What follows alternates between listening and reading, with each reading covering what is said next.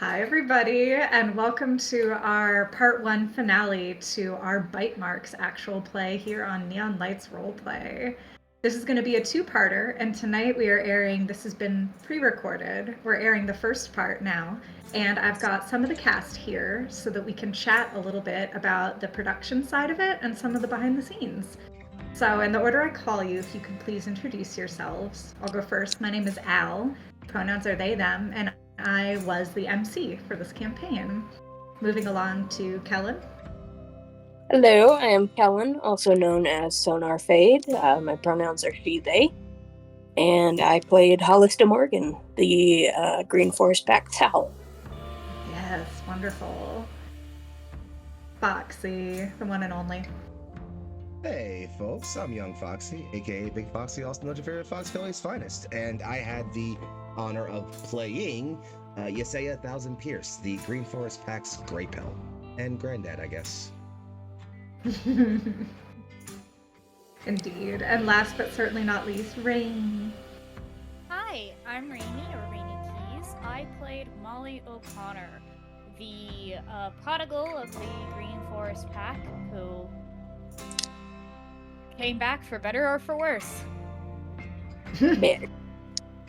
For better, I would say. Cool. So, just for fun, Foxy, if you don't mind, I have some little questions and interviews for you all, as well as a little bit of commentary on the story and world itself. So I'll start out with the latter. So Bitemarks is by Black Armada Games. It's a powered by the Apocalypse system role-playing game, so a narrative, collaborative role-playing experience. And it's an interesting one. It originally caught my attention because I love werewolves. I always have. And I saw this particular game somebody had recommended and was like, Al, werewolf game? And I was like, maybe. I'd played. Have any of you played Monster Hearts before? I have. You have. Okay, so Yes. Not you two, but you have. What did you think of Monster Heart? Oh, Monster Hearts was a very interesting experience. Granted, I was playing it through the lens of, like, as it's supposed to be more of a high school, like, school road trip kind of thing out in Greece. But Greece, cool. It was so cool. I played the vampire character book. So it was really interesting, but it lent itself to a lot of, like, interpersonal drama that you kind of would expect, I guess, from, like, something like, I guess the best way to put it would be Mattel's, like, Monster High, for those of you who are interested in that. But yeah, it's just one of those, like, high school kids, also monsters, and all of the, drama and teen hormones that there is, or teen-like hormones, depending on what you are. Yeah, no, that's a fantastic description for Monster Hearts as being kind of like, the Mattel verse for Monster High. Yeah, I think that's a great description. I had played a little, like maybe 2 sessions or a mini campaign of Monster Hearts before, but it didn't scratch the itch for me because one of my I'm not as much a fan of high school stories. I just can't get into them anymore. I'm too old for it. I just can't quite click. Mm-hmm. And so I was like, okay, I like the interpersonal drama of it, and I like the accessibility of the system. But I want something darker, like built to be darker. I want something inherently built into the system grittier. Like, you know what I mean? Because in Monster Hearts, you can kind of sanitize it to whatever degree you want. With Bitemarks, it's so gross and messy and wonderful, like inherently. And we all understand that and are buying into it somewhat. So I was like, interesting. So yeah, I'd been wanting to run it. I ran some campaigns before running this one, and I fucking loved it. It was so fun. And one of my favorite elements is actually the sort of player versus player adjacent system that's available depending upon what direction you all want to go in. And so in this particular campaign, we do see a little bit of those sort of PvP-esque emotional mechanics happening. So binge the show, go back and watch it all, and notice these moments. They're really a cool moment for the players to kind of show off their acting chops. and connect with each other. But I like that. So anyway, Bitemarks, werewolves, badass stories, and the flexibility to show different worlds, right? So not everything is the contemporary Twilight style werewolves, and not everything is the, werewolf the apocalypse style. You can have a ton of flexibility. And so I put it into my original world of Lunar Pulse, which I've had since for quite a long time, with my own headcanons and inventions around werewolves and werewolf culture. That said, Bitemarks does have a system for creating shared pack traditions, so everybody kind of has a buy-in. So yeah, we played the Greenforest pack, which lived up in a national park disguised as a rare endangered wolf species underneath the noses of local humans as they try to uncover a dark mystery. And that's the gist of it. So, any comments on how you felt about the system based on at least our campaign? Some of it was a bit fudged from my end, but we found our footing pretty decently. But what did you all think of it? Like, have you played any similar systems? I mean, I've definitely played with other PBTA systems in the past, and I think a lot of them definitely make for a lot of very similar, character-driven, sort of like narrative-driven, emotion-driven play. Bitemarks, I think, was unique in that it felt like it had the most deliberate thought put into the way that it could become, like you said, that sort of like PvP adjacent experience, and a lot of the mechanics were like deliberately designed to make those moments feel rewarding and powerful for both players, no matter how things shake out with dice rolls, which I think I felt like really, really impacted by. I also think that I really, really enjoyed the level of like intricacy that it brought to like. I feel like so many games that delve into existing mythos tend to just kind of say like, okay, here's my take on werewolves, vampires, whatever other thing, and it felt interesting to have a game that felt open to the players to kind of add their own touches of world building and lore to, which I think being a PBTA game made it really uniquely accustomed to, I should say. So yeah, I liked it a lot overall. Yeah, no, that's awesome. Super good insights. I love that. Yeah. No, that's super cool. Kellen, how about you? Have you played a system similar to this, or was this a maiden voyage for you? This was a maiden voyage for me. This was excellent. my first time playing specifically a Powered by the Apocalypse system, and yeah, I mean, I have played other TTRPG systems outside of like, the generic sort of D&D setup or D&D inspired kind of ones, but this was my first time actually delving into something like Powered by the Apocalypse, and it was nice. It was it's I would say it is a complex kind of system, but it's not complex to understand. I think all of us kind of got the hang of it pretty quickly between like inner character conversations and things like that, and just how like the roles affected things. Yeah. Because like what Foxy said, it is kind of set up in a way that not exactly encourages PvP, but it my brain is all over the place right now. I'm sorry. You're doing good. But it allows room for a sort of PvP that isn't combat based, like a lot of other TTRPGs kind of go for. At least that's where it always seems to end up in my personal experience with a couple other games. Is like it always ends in a fight, and not necessarily with Bitemarks, because they have like the spill options and stuff, and it is a lot more emotionally charged and reliant on building relationships between each of the characters, which is really cool. Like that was definitely one of my favorite things in the Bitemark systems, is that it relies so much on the interpersonal connections of the characters and the MC and everybody. So that was cool. Oh, awesome. Were you surprised at how much freedom in some ways you have? I'll point out two examples. In D&D, for most things, you're encouraged to make a roll, right, in D&D to see, can you unlock the door?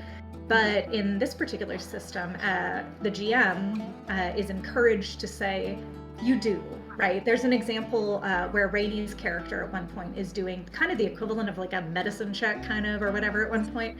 But Molly is inherently good at that shit because Molly has the expertise. So I remember watching that particular clip at one point and sharing Rainey being like, oh no, you simply get to because you're you. This is your character's expertise. And in D&D, even a character as excellent as Molly, who has the expertise to do like the equivalent of like a medicine check, to pick the best analog I can think of, like you would still be forced to undergo the potential indignity of a critical fail. I'm like, no, come on. For something more in depth, yes, you still want people to be able to use their cool abilities, but And then the second thing I thought of, Kellen, was, have you ever been in a D&D game, like throughout your life, your career of playing? Have you ever been in a game where like two players get heated or whatever, and then they start rolling against each other instead, or the DM didn't do a good job sort of intercepting and redirecting that energy?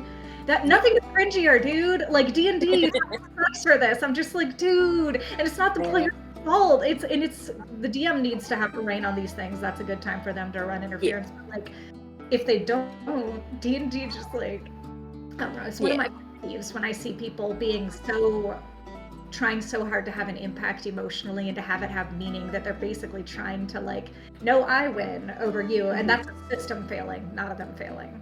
So I like that in Bitemarks there is a way that everybody can zoom out and have a larger impact on the narrative and not feel so desperate to like roll your d20 and win at something. I mean, like, I would say that there is a place for like PvP like that where it does come to blows, and like it is still possible in like PBTA. Oh yeah, PBA. yes, for sure. But like it's a lot more easily adaptable, I guess, towards specific situations, whether it is just like two people disagreeing or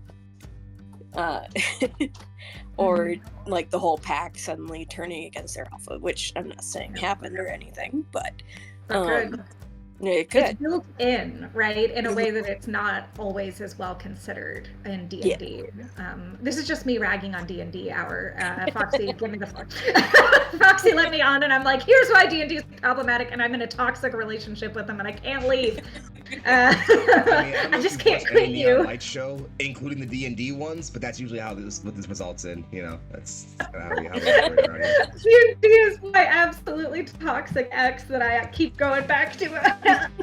But anyway, okay. Well, anyway, that's some thoughts on the system. I appreciate all of you being such on place and with me to have a go at telling this story through that lens. I did have a few more questions. I wanted to zoom in on characters. Foxy, can we do that now, or do you want me to wait till? All right, I'm going for it. Okay, so the players that we have here have mentioned the characters that they were playing, and I actually wanted to do just a couple of cute little Quizilla questions for all of you. Although I will start with like... Rest in peace, Quizilla. Rest in peace, Quizilla. We revive you now. No. Quizilla just crawls out of the grave. Kill me. Anyway, question though. In order to introduce the characters, Foxy, do you by any chance have Kellen's art available? I should have asked this live. Yes. Okay. I think this would be a super cool time to introduce evidence to show people. So Kellen is a phenomenal artist. There we go! Is a phenomenal artist who did character sheets for the players. And I asked and they said it was okay if I interviewed them a little bit on the process. So what were you think? First of all, what tools do you use for your work? I'm pretty basic in that I mostly use Krita nowadays, which is a for free to download a digital art program. Very similar to things like Paint Tool Sci, clip art, stuff like that. It's really nice. It's a good program to use. And I really enjoy using it. And yeah, I just have an XP pen tablet, and that's what I draw on, and yeah. Pretty basic like sort of setup. Yeah. It's a good setup. Critter is like the unproblematic one out of all of the art programs. Like, we've got the goody two shoes of Clip Studio. We have the precocious younger sibling Probate, and then we have the extremely toxic, horrible asshole that lost their way, Adobe anything. Mm-hmm. Me roasting Adobe and D&D. Okay, so yes. So 1v1 me, mother-fucker. Yeah, it's just Al roast random things. Let me just taking the earrings off. But yeah. So for werewolf design, I wanted to ask what different kinds of wolves throughout media have rocked your world the most, and are there any media touchstones that like visually inspire you that make you feel like, you know? This feels like I'm going to expose myself a little bit, but I mean, I've been a werewolf fan for fucking ever. I've always been team werewolf in anything. One of my first favorite horror movies was Lon Chaney Jr.'s Wolfman, so that's always, a keystone kind of thing. But then also, the Van Helsing werewolf designs are just mwah. So, why are they so hot? Help! I don't know, but whenever they came on, like, Kid B was like, my brain chemistry just awesome. Yeah, literally, it changed a generation. I think there's a really a thing that I think I really appreciate the most about your art is like the physicality of it, like just from the various like muscle textures and the different muscle weights you gave to each character. You get like just like looking at everyone's sheets, you can get a really good sense of like how they move and how they move, like both in their human and their wolf and even in their werewolf forms. Like I feel like you gave them such like physical presence that I think I don't know, I think that's really interesting. Oh, thank you. Yeah, I am a fan of trying to make characters look as solid and real as possible. So yeah, thank you. That means a lot.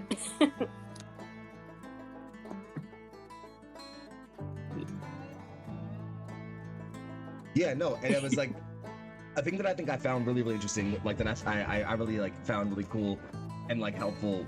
I felt like was like I remember you. I can't remember. I want to say you did Percy's first, or that was one of the ones we got first.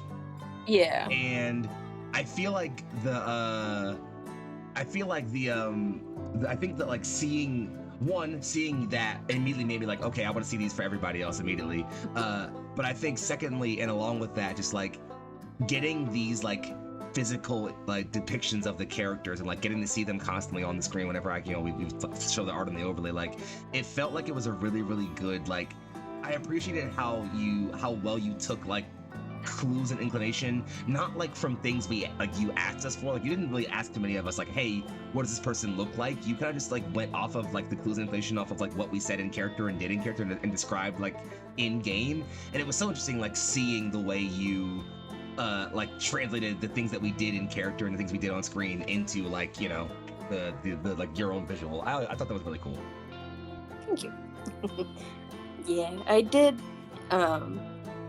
Yeah, I mean, like everybody at the beginning of the campaign, I was really lucky because everybody kind of had either little picroos or little mood boards and stuff that they made of their characters. So that definitely helped.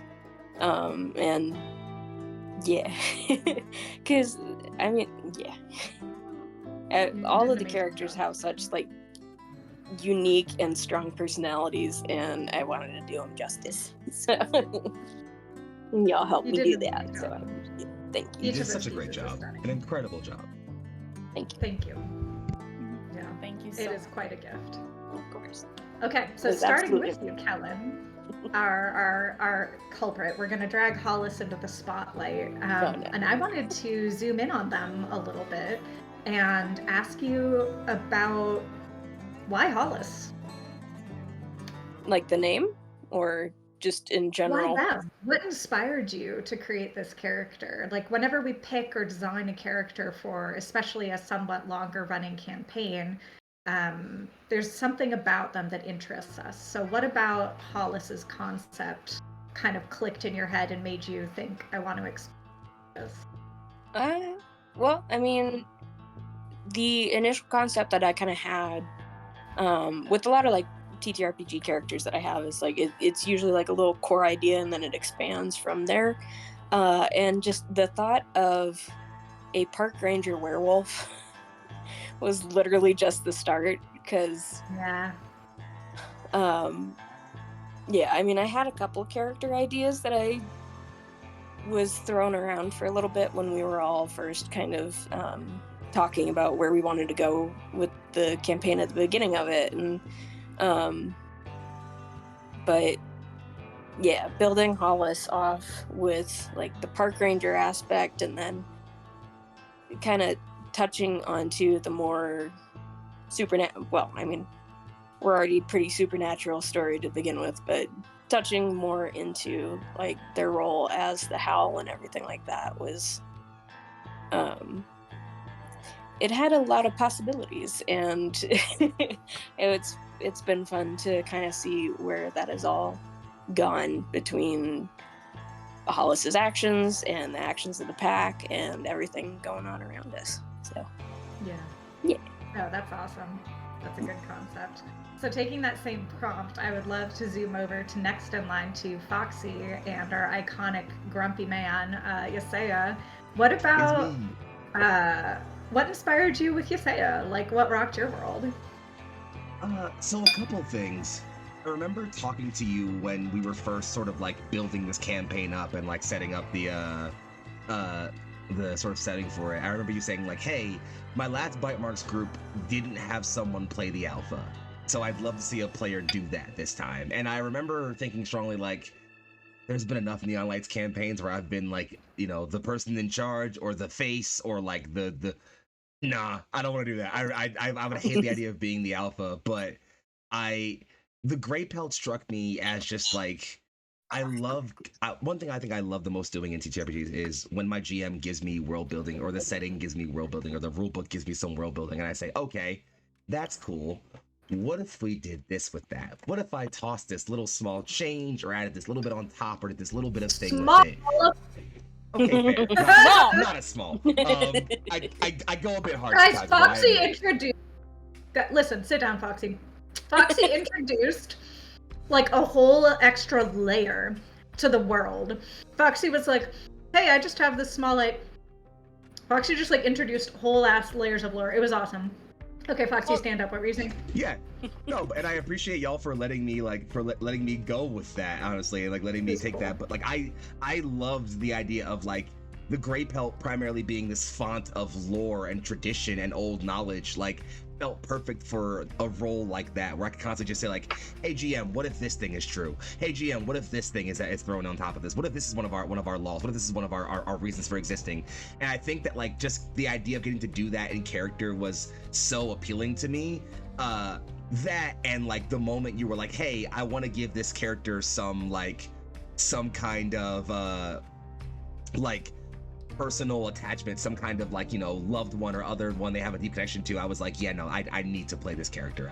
There is so much like here that I wanted to explore, and I loved it. That, and I also love the idea of just like the tension that could exist there, like the constant like character like butting heads that we could do. And I trusted this cast so well to like be comfortable going there with me, and every moment was so fun and so rewarding and never felt uncomfortable. So like I just look so forward to those things when we were setting things up, and I'm glad to like have them all, so like, you know, I guess to have them all pay off.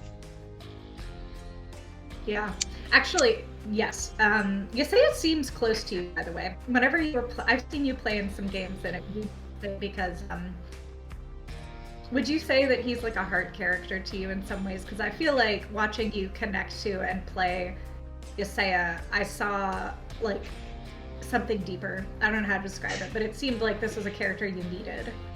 He grew on me in a way that I didn't expect. expect, honestly. And like I love the concept of him on approach. Like from moment when I was like, I love this character beat. I love this story hook. I love all the ideas here. But I think throughout the course of the campaign, especially I think from the moments where he was kind of that, not so much antagonistic, but that point of tension for the party in a lot of places, and then seeing the ways that like as a group and as a community, as a family, we worked through that. I don't know, I found myself really enjoying that character. And I think like, especially, you know, as we dug into more with Miriam and like me realizing like, hey, beneath all this gruff traditionalist, like I will do my own thing asshole, there is a genuine fucking sweetheart.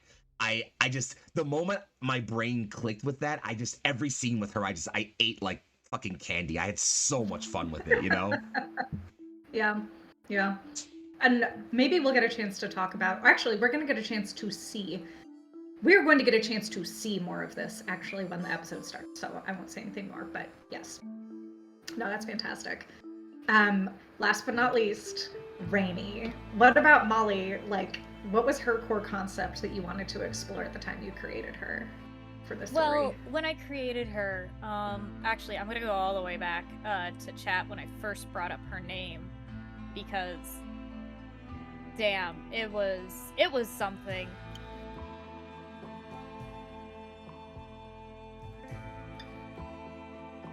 Tell us more. Yeah, sorry, I'm searching and looking. So back when I was first making Molly, I had either been, like, looking at Enforcer or the Prodigal for her, because I knew in my head she was like,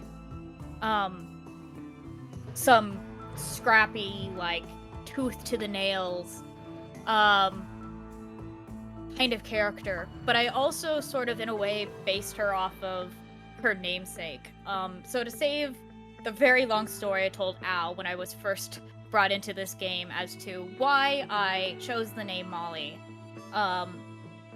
Molly was the name of our very first Pembroke Welsh Corgi female my mom bought when she started her dog breeding business. And Molly was like my dog, out of the kennel. Like I loved her to death, to pieces. I trained her to do 4-H dog shows and everything, but she was always just a spunky little shit of a dog. Loved the snow, like she would dive into it. So it just felt very fitting the minute I had Molly pop in my head, and I zoomed in on Prodigal, and I was like, you know what, this character's teeth and grits, and they left, but they're back, and they're trying to deal with the broken bits of why they left in the first place, and letting go of things they can't or couldn't. So that was Molly's like entire thing, and it definitely shows in how, especially in how this episode comes up, so I won't say more about that. But it definitely shows in how like she was doing her healing parts prior to in the series, like how she took care of characters, how she stepped up. You know?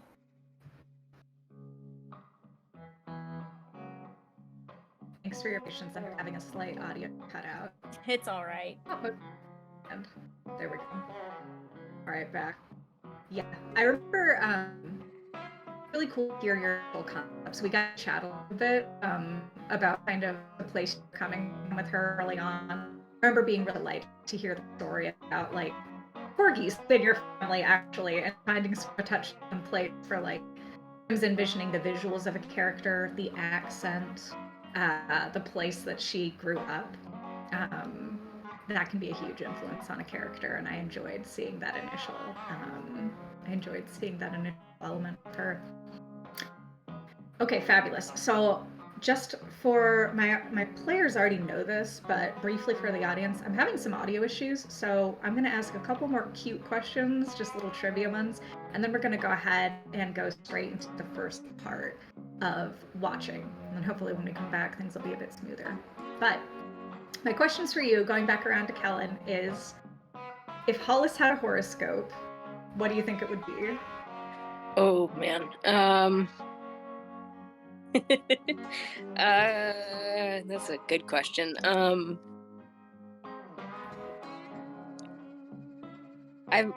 mean, when we brought that up a little earlier, my gut reaction was to say Cancer, but now thinking about it, I feel like Hollis is kind of more like Taurus, maybe like Earth sign, steady, loyal ish. Well, yeah, loyal, but I'm not super well versed in horoscope stuff, but That seems about right to me. yeah, she feels like a Taurus for some reason. I don't know why. Fabulous. All right, moving back along to Foxy. What about you, Saya, if he was to have a horoscope? So my knowledge of horoscopes is equally lacking, but I know that from my knowledge of folks that supposedly my stubbornness and occasional need to contradict people comes from my closeness to being a Scorpio. So I think, given that you say it's just that, but like more for me, I'd say he's probably a Scorpio. Yeah, absolutely. Fabulous. I love Scorpios, incidentally, from what I know of them. I'm not a horoscopy guy generally, but every person that's been Scorpio-esque in my life, there seems to be an adorable trend towards excellence. Okay, and last but not least, Rainy, what about Molly? I'm just gonna put it this way. Molly is the most Aries I could be if I ever was born that.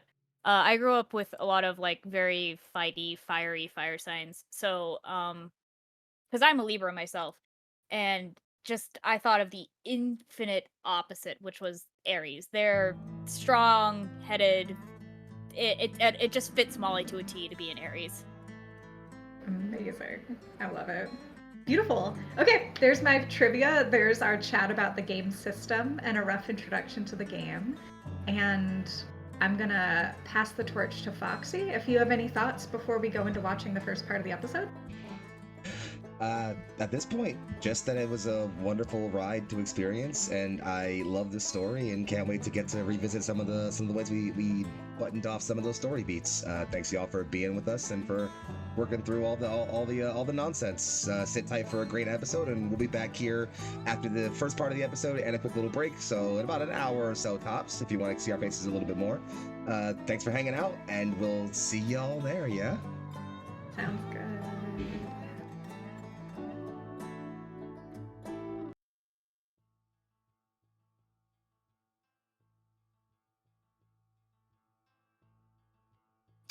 Hello, and welcome to our actual play of Bitemarks, a collaborative role-playing game following the adventures of a werewolf pack as they try to solve a dark mystery. My name is Al, and I will be serving as MC for tonight's episode. First order of business, Lunar Pulse is a supernatural thriller. The tone is serious but tropey and rated R for horror movie-style gore. If that's not for you, please navigate to the Neon Lights YouTube channel where you can enjoy a library of less lycanthropic actual plays. For this game, safety tools are in place. It can get intense because we are werewolves, but fear not, we're all friends and all professionals here. So at the very end, we'll be doing a wrap-up and check-in to make sure everything is above board in case the werewolves howled too close to the moon. It's time for introductions. So in the order I call you, please introduce yourself and who you're playing tonight, including your character's role in the pack. And actually, first will be Percy, our player. That's me. I'm Percy. I was gonna say welcome back, but I'm the one that's back, so you're welcome. We'll go with that Welcome one. back. So we'll say welcome back. It's you. Hi, you're the Percy. It's you. It's me. Yes, I am Steven, aka DJ Stevosaurus. I am playing Percy tonight. He is our enforcer. He has been going through some stuff, but he is ready to come back. Enforce? Is that a phrase? It's not, but it is now. Beautiful, thank you. Moving along to Kellen. Hello, I am Kellen, also known as Sonar Fade. My pronouns are she, they, and I will be playing our pack's Hollis.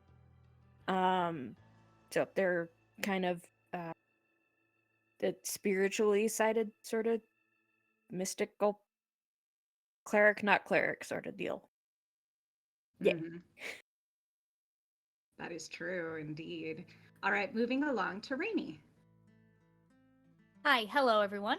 I'm Rainy. My pronouns are she, they, and I am playing the ever wonderful, ever prodigal Molly O'Connor.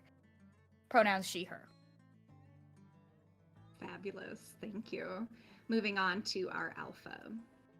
Hello, everyone. My name is Mikey Fatum, or Mike Fatum. I am. My pronouns are the most boring of he, him, and I am, as always, your daddy. I'm sorry, Cal, the alpha. Why? Well, it's been nice being back, everybody. I'm sorry, that just caught me by surprise. Yeah, really? I get it almost every time. I know, long. but it's been a minute. But it's been so long. Oh god. Been a while. It's been a while. Since our band. Urge Baron. Okay. And last but not least, our beloved Foxy. Heyo, that's me. I'm Foxy, and I have the esteemed pleasure and honor of returning to play Yesaya, Thousand Pierced, the pack's grey pelt, resident old man. Indeed. Beautiful. Thank you. So, did we miss any pronouns for any characters by any chance? Oh, I'm he, they. Yesaya uses they, he, or occasionally it pronouns. Mm-hmm. Cal uses he, him, like me. Okay. I also forgot. I personally use he, they, but Percy is he, him. Mm-hmm. And then I think Hollis Yord is... Hollis is they, them? You might have already said. Hollis is also she, they. Sorry. Okay, fabulous. Cool. Awesome. All right, so we've got our crew set up to do a recap, a brief recap, because it was a big session last time. Our group is currently slightly split into two. The first group is Molly, Hollis, and Yesaya, as well as Miriam, who have tracked clues to Ezra's cabin in the Spine Mountain community. There was a massive conflict with a house-sized, Hydra-like werewolf, xenowolf being that had Ezra's voice. And it was a very dangerous and probably deadly encounter. Several wolves got wounded through the experience in various ways, and Miriam is down for the count. And it remains to be seen what her status is. Yesaya had a cool moment where he connected with his heritage and connected with the forest, and actually was gifted the presence of a pack of feral wolves, which he has asked to go and meet up with the other half of our group, which is Cal, our beloved alpha, the poor Cal. So last time, Cal was somewhat separated from the group in the forest, enough of a ways that it's a fairly significant distance. And he encountered an affected member of Spine Mountain Pack who at first tried to speak with him and claimed that she knew what triggered these this activation, these doppelgangers. And also, before she herself transformed into a xenowolf and attacked, she said to find the key to the bunker and fuck Ezra.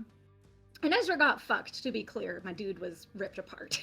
So that's cool. At least that part happened. But the key element remains to be seen. And then Cal, at the last moment, as you are fighting a couple of these xenowolves, another one has come out of the woods. You howled for help. The pack itself was occupied. You even heard Hollis's howl, like somewhat similarly timed. And instead of the pack coming down immediately, a familiar but very different person blew in unexpectedly. And so that is where we left off. And so for this first intro, Steve, I would love to loop you in here and to show, to do a little storytelling for our audience. So, Percy, after you defeated the living skin that came to life in the shed back at the lodge, you started to feel the bad transformation coming on. As you felt it come on, you fought it mentally tooth and nail. And in an effort to keep the pack safe, as you had promised your alpha, and as is your job as the enforcer, you decided to go against. You decided this was an extenuating circumstance and physically moved yourself away from the vulnerability of the lodge and the pack, and you headed up north. On your way, you encountered your doppelganger. How did that happen? Probably entirely by accident. As much as Percy knew it was the right decision, it was still not a decision he wanted to make. So, like, he left, he probably took a six-pack in hand, because that is Percy. And as he sees that, he kind of looks at the plastic rings, sees that it's empty, checks his jacket pocket, no smokes left. Right. So are you fucking real, or are you just, a figment of my imagination? Please say you're real, because I'd love to kick my own ass right now. I missed you so much, man. For real. And from the woods, as you say this, there is the sound of breaking twigs. There's the sound of rustling. And so far, every doppelganger, every duplicate, every creature that the knot has made has been fucked up in some capacity. Yesaya's was like this serpentine giant thing, right? With like extra mobility. We've had a bunch of different. Oh yeah, fair. Oh, he was. Yeah, he was. So everybody's duplication is imperfect and wrong in various ways. Percy, your duplicate slides out of the woods, and he's huge. He actually looks much closer to you than any of the others. Like, there's a moment where there's a flash between your new appearance, right? Because you're Percy, but you're Percy pushed to like a different level of character design. Like, you've got like the hair upgrade, the scar is ultra clear, you beefed up. There's like, we can tell it's you, but there's something changing in you. There are spikes starting to grow out of your shoulders as well, like, and there's some Wolverine bullshit happening on the hands. So anyway, it's in a werewolf form, right? So the bipedal form, and it looks very similar to you, except for it has a disconcertingly large mouth, like alligator large. It's too much, and it slinks there and sways. And when you say "I'd love to kick my own ass," it says back in Molly's voice, "I didn't contend for you. You are supposed to be dead. You're close enough to doing it yourself." And it sort of nods its floppy-jawed head at, the six-pack rings and stuff that were in your hand, and sort of a derisive sound to Molly's voice. No, you're not the first person to tell me that. You're not going to be the last. But if I am going out, it is going to be on my own fucking terms and not yours. And then he's just going to, like, reach up and try and grab, like, the bottom half of that jaw and just, it's grip it and rip it time. He's drunk. He's pissed. Fuck you. He's been presented with a metaphor, and he does not like it. So relatable. What for is this? A fucked up one, that's for sure. Personal growth? No, fuck you. Only angry. From Can't have any Molly? of that here. So what we see then is we hear the abrupt, horrifying sounds of a dogfight. as the camera shoots back through the forest and sort of whips back forward a bit in time. And in that moment, we see this is where Cal is now, sort of in that area. Cal, you're wrestling with one of the Xeno wolves, is like jumping on you, trying to get you. I believe that you're in werewolf form as well, bipedal correct. form. Ah, beautiful. Thank you for the illustration. And then Percy, as described, although Percy, at this point, you are also in your bipedal form, comes shooting out of the woods and just full body rugby tackle one of these xenowolves. And that's where we're going to open up. Right. Percy? Holy shit! Yeah, not really a fucking good time to talk, man. Okay, but half of you is falling off. Do we need to talk about that? No, we need to fucking. Ah! He's just like in the middle of this fight. No time to talk. Like, Cal's like, all right. So you two work together to fight these two wolves. One of them is looking poorly. It's the one, Cal, that you were repeatedly throwing logs into. The one that was formerly, the artist formerly known as Leilani, is getting fucked up.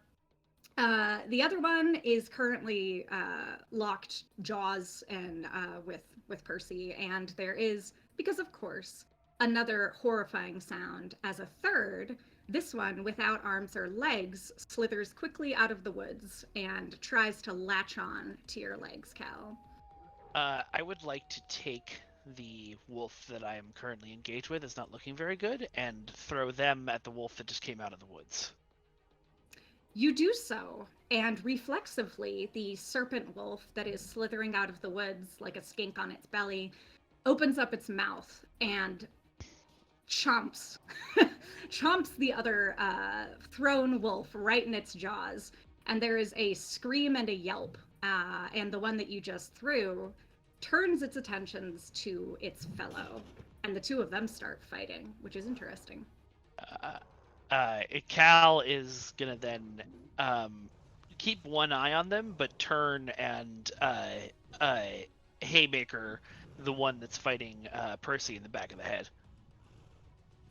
All right, you can do so.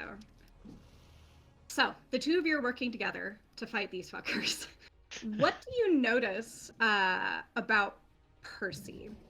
Like, beyond the physical differences here, what, as Alpha, are you thinking and feeling about your enforcer who has shown up here? I think the first thing I would notice is that our connection is dulled. Like, normally when I'm in the presence of someone from my pack, I can feel them immediately. And when Percy came tearing out of the woods, I kind of had to recognize him by sight. He wasn't instantly identifiable in our pack connection. So that's the first thing that Cal notices. The second thing I would say is Percy has always come across to Cal as like very smart, very reliable, but just on this edge of snapping and killing us all. I think it doesn't see that anymore, whether that means he's gone all the way over or whether that means that this transformation or fighting it has granted Percy some control. I will leave up to my friend Steve, but I think that's something that Cal doesn't see in his eyes anymore. The one missing eye is still a pretty good I will say one thing Cal would notice, like, as the enforcer, Percy gets into every single scrap he can find. But what had been happening before is it was raw power. Every single throw was a haymaker. Like, just intending maximum damage for every time. But now there's technique to it. Like, there's shorter body working shots. There's more, putting actual, technique into the throw and not just, I'm just going to swing. And if I hit, you're going to get smashed. There's technique to it. Hell yeah. still raw, like still a lot of work to be done. He absolutely does not put a guard up, but crosses and jabs are now mixed in. Percy, what do you do to the not creature that you're fighting that makes it retreat? That is a good question. So probably after like Cal disorients it with a haymaker, he probably just cocks one back. Whatever you fucking do, if you live after this, you tell every one of your fucking fucked up little freaks here, don't come back after the pack. And then just gut checks him and like sends him as far back, like really carries them on the fist as he follows through. Cal It is drops exactly prone, as so you the wolf say. goes sailing over his head. 100%. And the punch is so forceful that we get an actual tunnel torn in the ground as it flails, cartwheeling over itself, crashing through trees. And it goes for like a good 30 or 40 feet, just like crashing a hole through the trees. And at the end of it, it lays there, twitching and yelping and trying to get up. And it manages to get to its feet, and it's crawling to try and get away from you. It's slithering towards the forest. It seems like these creatures are doing their best to copy quadrupedal and bipedal movement, but it seems like when push comes to shove, they're more a fan of slithering movements or like dragging themselves on the ground. But yeah, this one definitely, without a single quip to be had, is trying to flee. And as it starts to go, suddenly from the forest, a pack of wolves descends on it. A pack of normal wolves, and they leap upon it. And wolves, when they attack, are actually very quiet when they're hunting because they don't want to give away. So who knows how long they've been trying to stalk this, but they fall upon this knot creature and they rip it to shreds, and the knot begins screaming and snarling. But underneath all of their might, it cannot stay in this forest. Dunk on, idiot. Percy, how are you still you? Who the fuck knows at this point? Yeah, I guess that's. Am I even fucking me at this point? I try not to think about it. I know Alright. go on. Whatever's happening. It's just another part, I guess. All right. Well, it's good to. It's really, really good to see you, man. And Cal kind of goes in for a hug, and then like carefully avoids the parts that are falling off. So to be clear, he's not actually falling apart now as much. Oh, okay.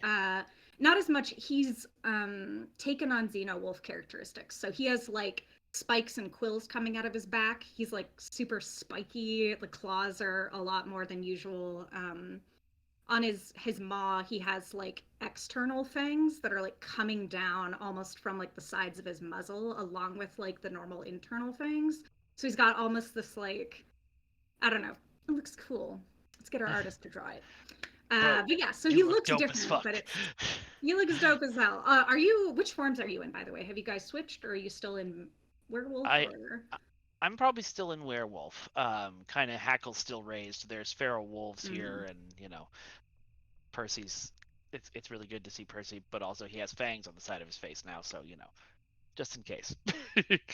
But he is still going to come up and give you a big hug and stick himself on some of your spines on the back and kind of like, damn. Oh.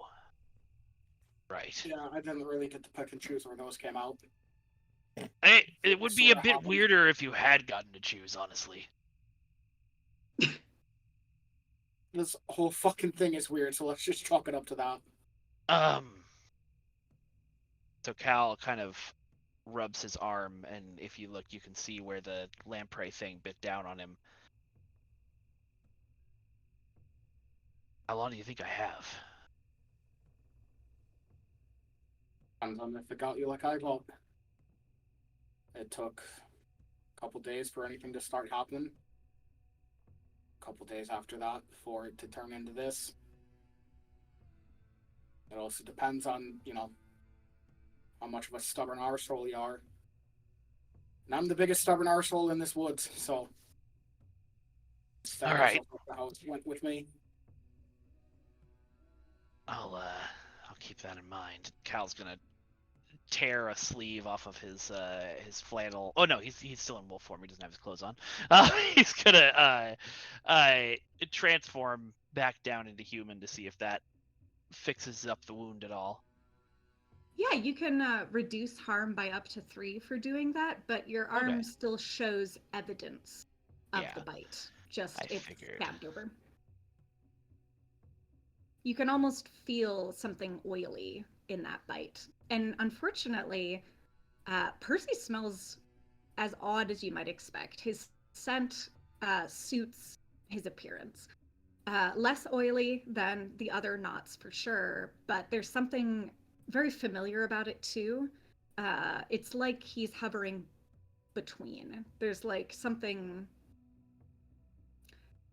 He's something that is mid-catalyst and is hovering in a very active space. There's no restfulness to him. Like, the fact he's existing the way that he is a struggle.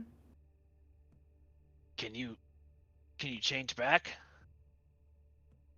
Like, are you capable of? I'm not requesting it if you want to stay that way. I'm just wondering. So yeah, like Percy would. He's got no reason to stay a werewolf for now. So can he shift back or is he stuck? Just a minute. I just did the really cool Spider-Man catch. I wish you guys could have seen. Just imagine how cool it was what I just did, guys. That's amazing. We can picture it. Hold on, wait. I am picturing it. Yeah, it was pretty damn cool. Thank you. I'm picturing it through the pack connection. Flip, and I caught it somehow, and it did like another little flip that kind of looked intentional. It was cool. Yeah, I'm picturing it. Still was pretty damn sick. Super dope. Yeah. All right, let me double. So you're asking, can you shift back, right? Yeah.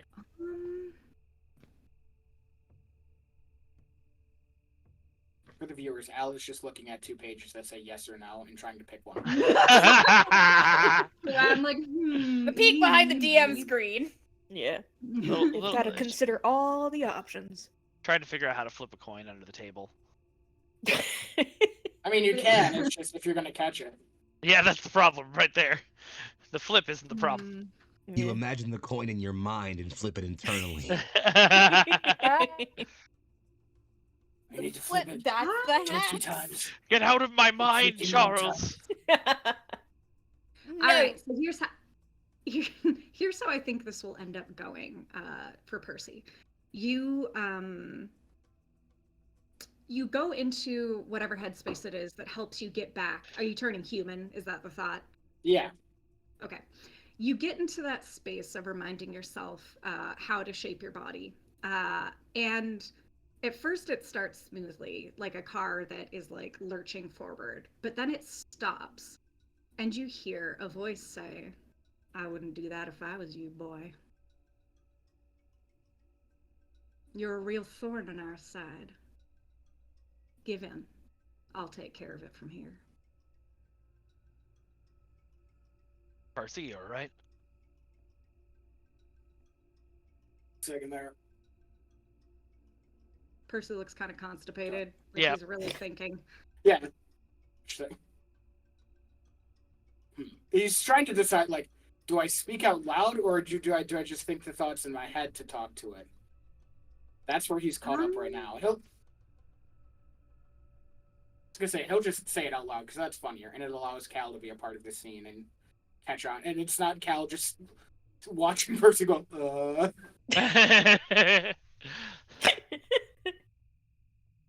Yeah, well, I don't know exactly calling it to being told what to do, so fuck you, I think. And he's gonna like keep trying to push through. When you say fuck you, there's that low laugh and then no, he doesn't say that. That's too horny. No! Say it! There is nothing too horny for this campaign now. Come on. No half sense. No half sense. No half sense. No half sense. Sorry. Horny. We've been This is horny my this group, entire people. fucking game ever This since is my Miriam group. was introduced. Menaces. They're all menaces Yes. when they want to be. There's a low laugh and a pause, and it sounds like the voice is about to say something, and it says, "Have it your way." Roll, please, guts for me. Ooh. So if you hop onto your character sheet, go ahead and hit me with a guts. Just a Let me know what you fucking get. Burger King. Do you say that out loud? Yeah. It was in the Oh my character God, voice. Percy. I lost the Amazing. dice. It went off my desk. That's where I'm going. Shit. Cal is trying to figure out what You what pop order back he up in gave human Percy, and form. Percy's refusing, and now Percy's talking about Burger King. It's a real weird night. It's Cal's a just 10. like, Hey. we love tens. You got a 10? Yeah. 6 and a 5, minus Okay. 1, 10. As the voice says that, you, in your ultimate stubborn, yeah, there you go. Literally, in the most stubborn, using your determination, which, depending upon the context, your stubbornness can be viewed as either stubbornness or determination, depending on how inconvenient it is for others. But using your determination, you are, in fact, able to crunch back down into your human form. It hurts. It hurts. It takes a while to do it, but you do it. Percy fucking trying to never been told what to do in his fucking life. Fuck you, whatever you are. Are you talking to me? I'm really not clear on what's happening. Poor Cal. No. Obviously, I'm not.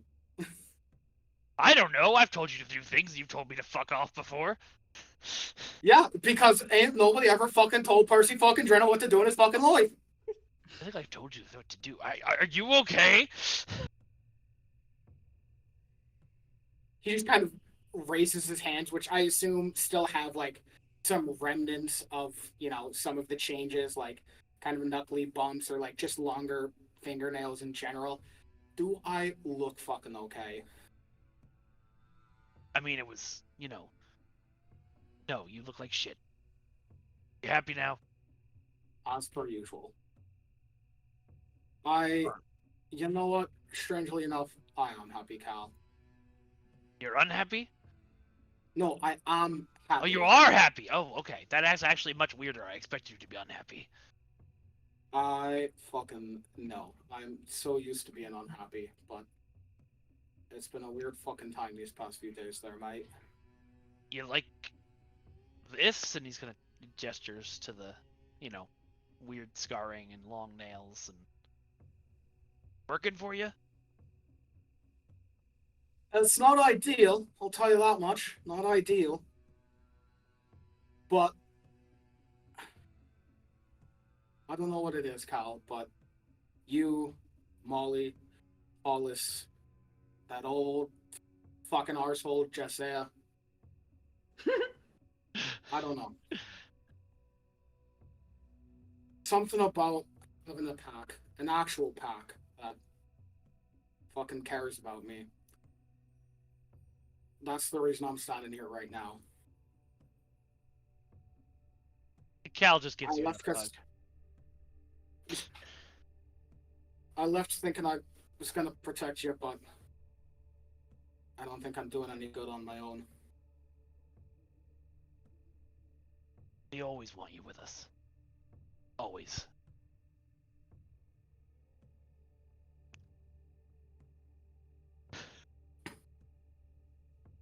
I just want to end the scene there. I don't want to add anything else. I want to chat back to the other three and give them a chance. Yeah.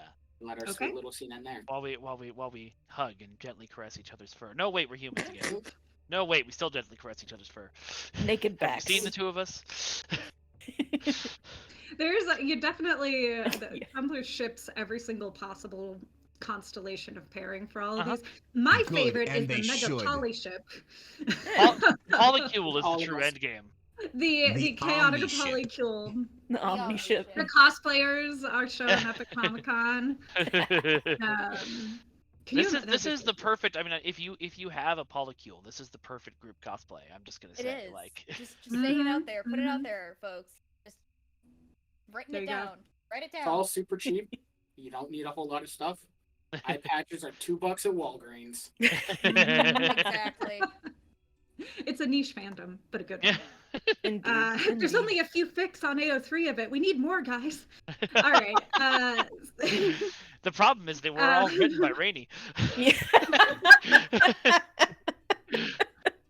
Oh my They God, weren't supposed to know that. You're not supposed to know. Shush. It's The called- author names were Rainy 1, Rainy 2, and Rainy 3. Silence. That's the stock accounts. Oh man. All right.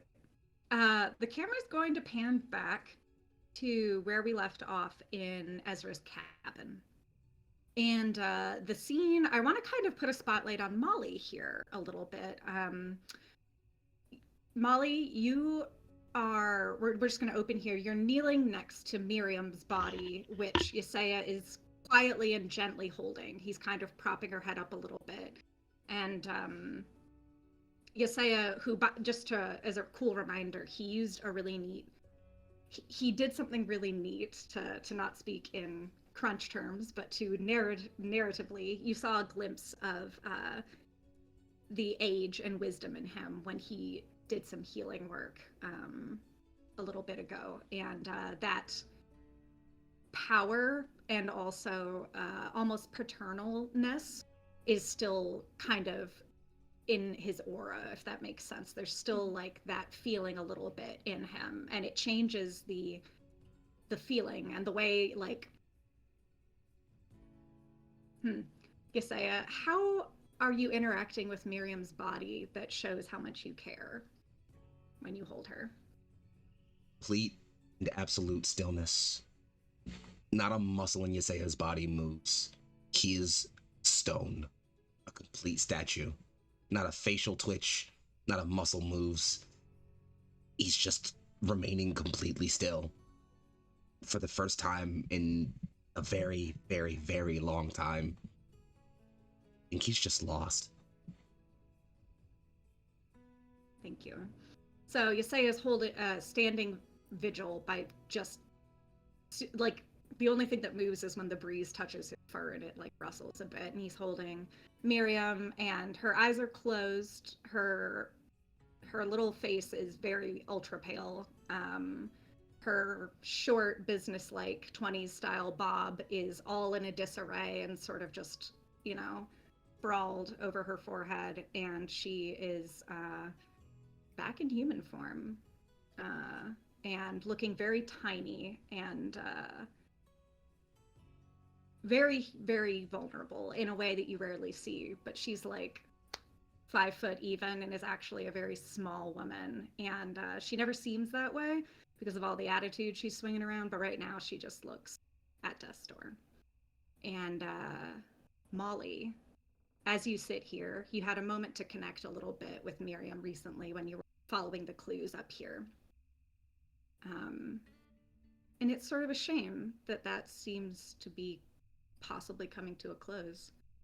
But maybe it's not the end. Out of Molly, fucking Connor's got a fucking thing to say about it. She's already side, right through her bag, kit, and careful of Yaz. Holding her, is just doing her best to work. I would like to use my medical skill. Okay. So that means, dude, because this is the first time I actually get to use it.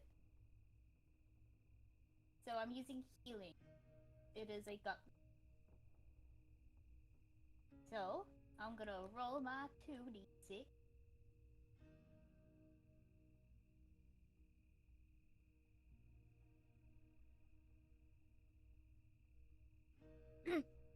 Oh, thank goodness.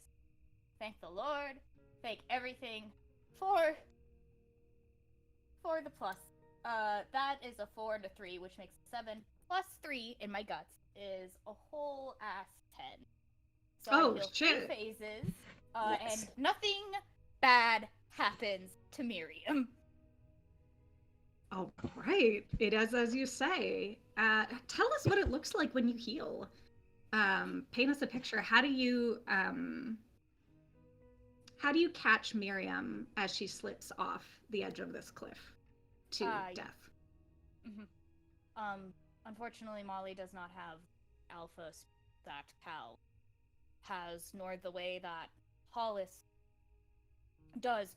But the one thing that I think the pack would have picked up on in a brief time before Molly left was that whenever she was doing her work, she was always chatting.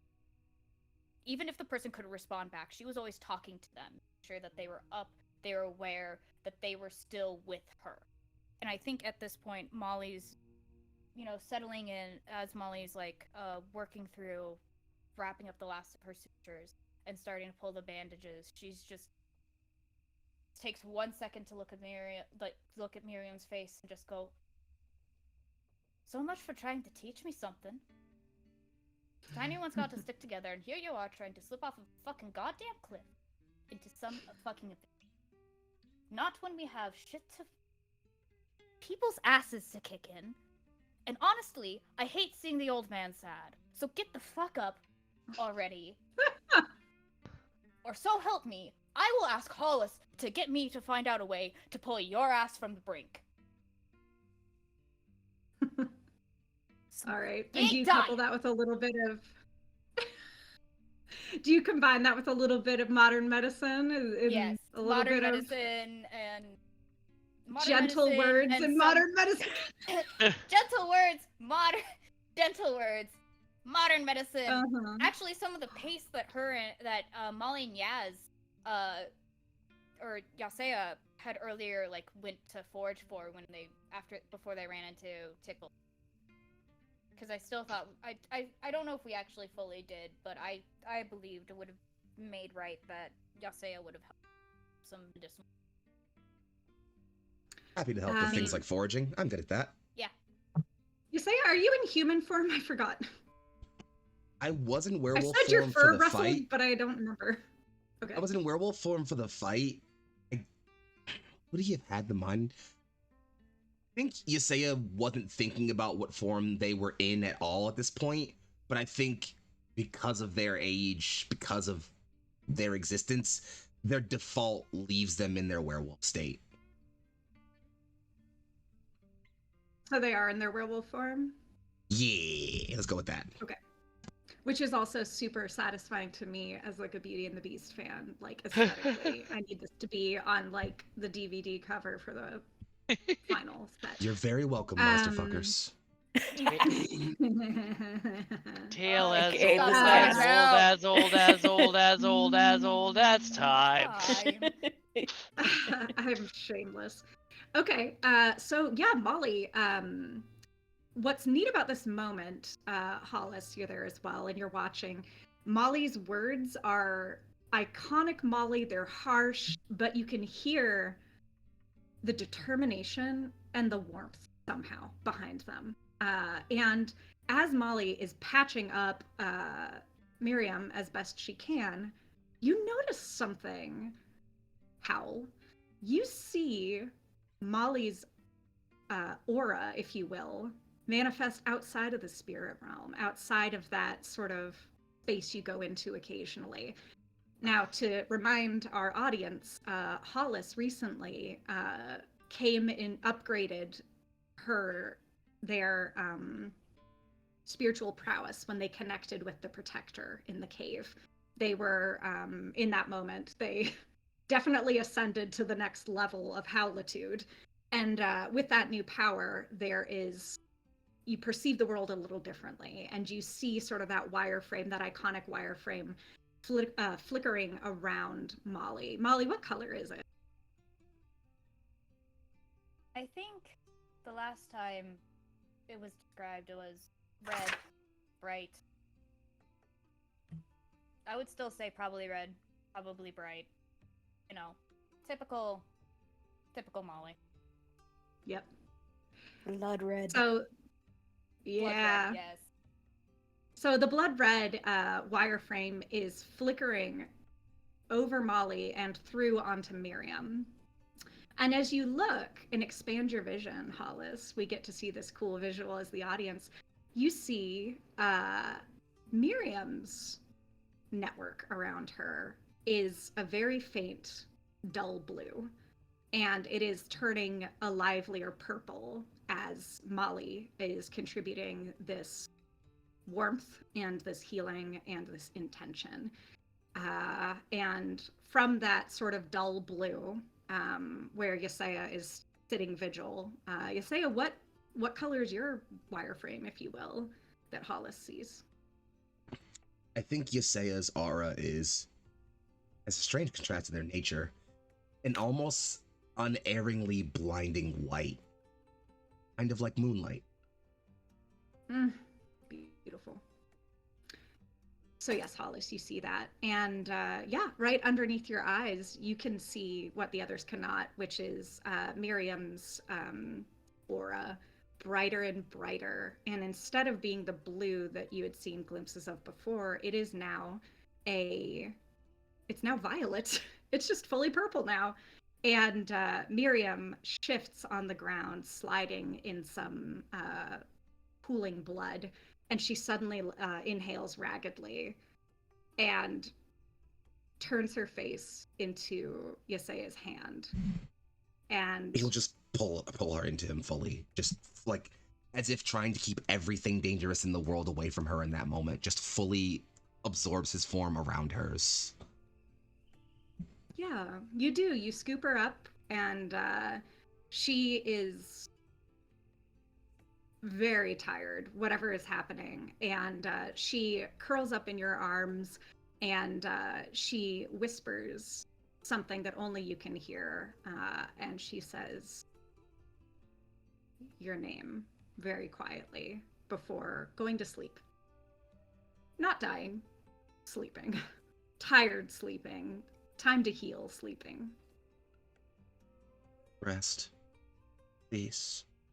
Rest. Nice rolling. Mm-hmm.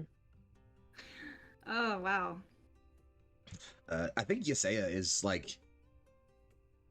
Yesaya has always shown Miriam the most affection, but only in the moments they have to themselves. And they have plenty, but they have always tried to maintain a persona around anyone, especially the pack. There's a certain reputation they have to keep after all. I don't think any semblance of that is left in this moment. I think this is an entirely vulnerable Yesaya just fully surrounding her and cupping her face and running a hand through her hair. And even as she's sleeping, just whispering to her softly. You are soft soil and rainwater. You are the wind in the grass before a quiet hunt. You are the world made silent. Need you. Please, do not ever think to leave me again.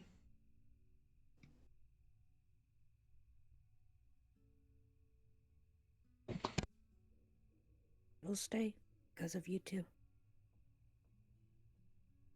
You can see it.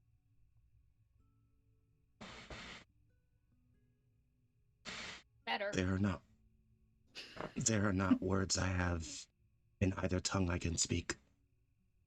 Thank the two of you for what you have done here. I owe you my blood, my life. More than that. I can't speak for Molly, but you owe me nothing.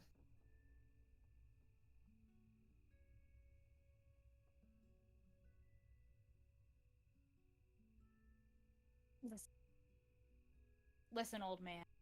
Doing what I was supposed to do. As far as I see it, Spite Mountains fucking destroyed once we get this all done. They're gone. It's gonna take a whole entire rework. Whole new alpha. Whole bullshit. And as far as I can tell, Miriam should have been a part of Greenforest from day one. So, really, I'm just looking out for a fellow pack. Doing your duty for the pack. Did it feel good this time? We will focus less on my feelings later.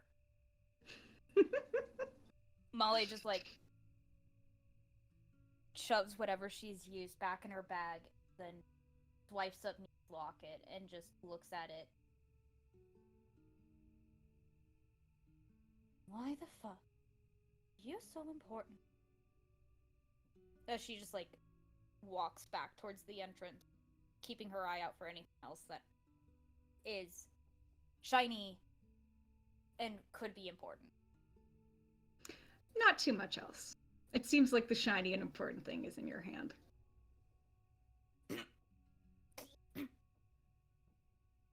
Also, a quick note that I want to point out is you feel Miriam's heartbeat slightly. It's very distant to you, but yeah, you. And the audience will recognize that as a very faint thread of spirituality, like the absolute baby version of what Hollis started with when Hollis began their journey as the Howl. You feel a single little thread of color attaching you and Miriam, or more like Miriam to you. It's like you're aware of her presence and you're aware that she's alive, if that makes sense. It's That makes sense. yeah. Molly's even more perturbed. She's just like, what the fuck is this bullshit? It's so woo-woo, I have to talk about it on the podcast. Or not. It's not. I'm going Or crazy. I can ignore it's it. fine. I'm going crazy. It's okay. We're all fucking stressed. I'm just gonna get chalk it used up to to it. I'm stressed. I'm not gonna mention this out loud. If Molly's just gonna chalk this up to I'm fucking stressed. Hear what I think might be Miriam's heartbeat. It's probably my own heartbeat in my own fucking ears. So, what do you guys think if we do a quick break, if anybody needs bathroom or snack? And then we can You know, funny reconvene thing. shortly. I had the exact same thought in my brain. I was gonna put it in chat. Well done. All right. Yeah. You want to send us off, Okay. Maestre of Game? Oh, sure. Yes, we will be back shortly in about 5 to 7 minutes here on Neon Lights Roleplay. Alrighty.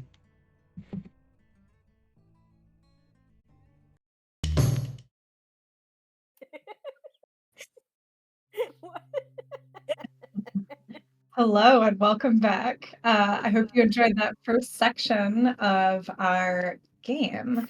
I thought we would open up and talk about it, and I wanted to open the floor to the players, thinking from your characters' perspectives, and also if you want to zoom out from a player perspective, what do you think about the first chunk of this episode and what's happened?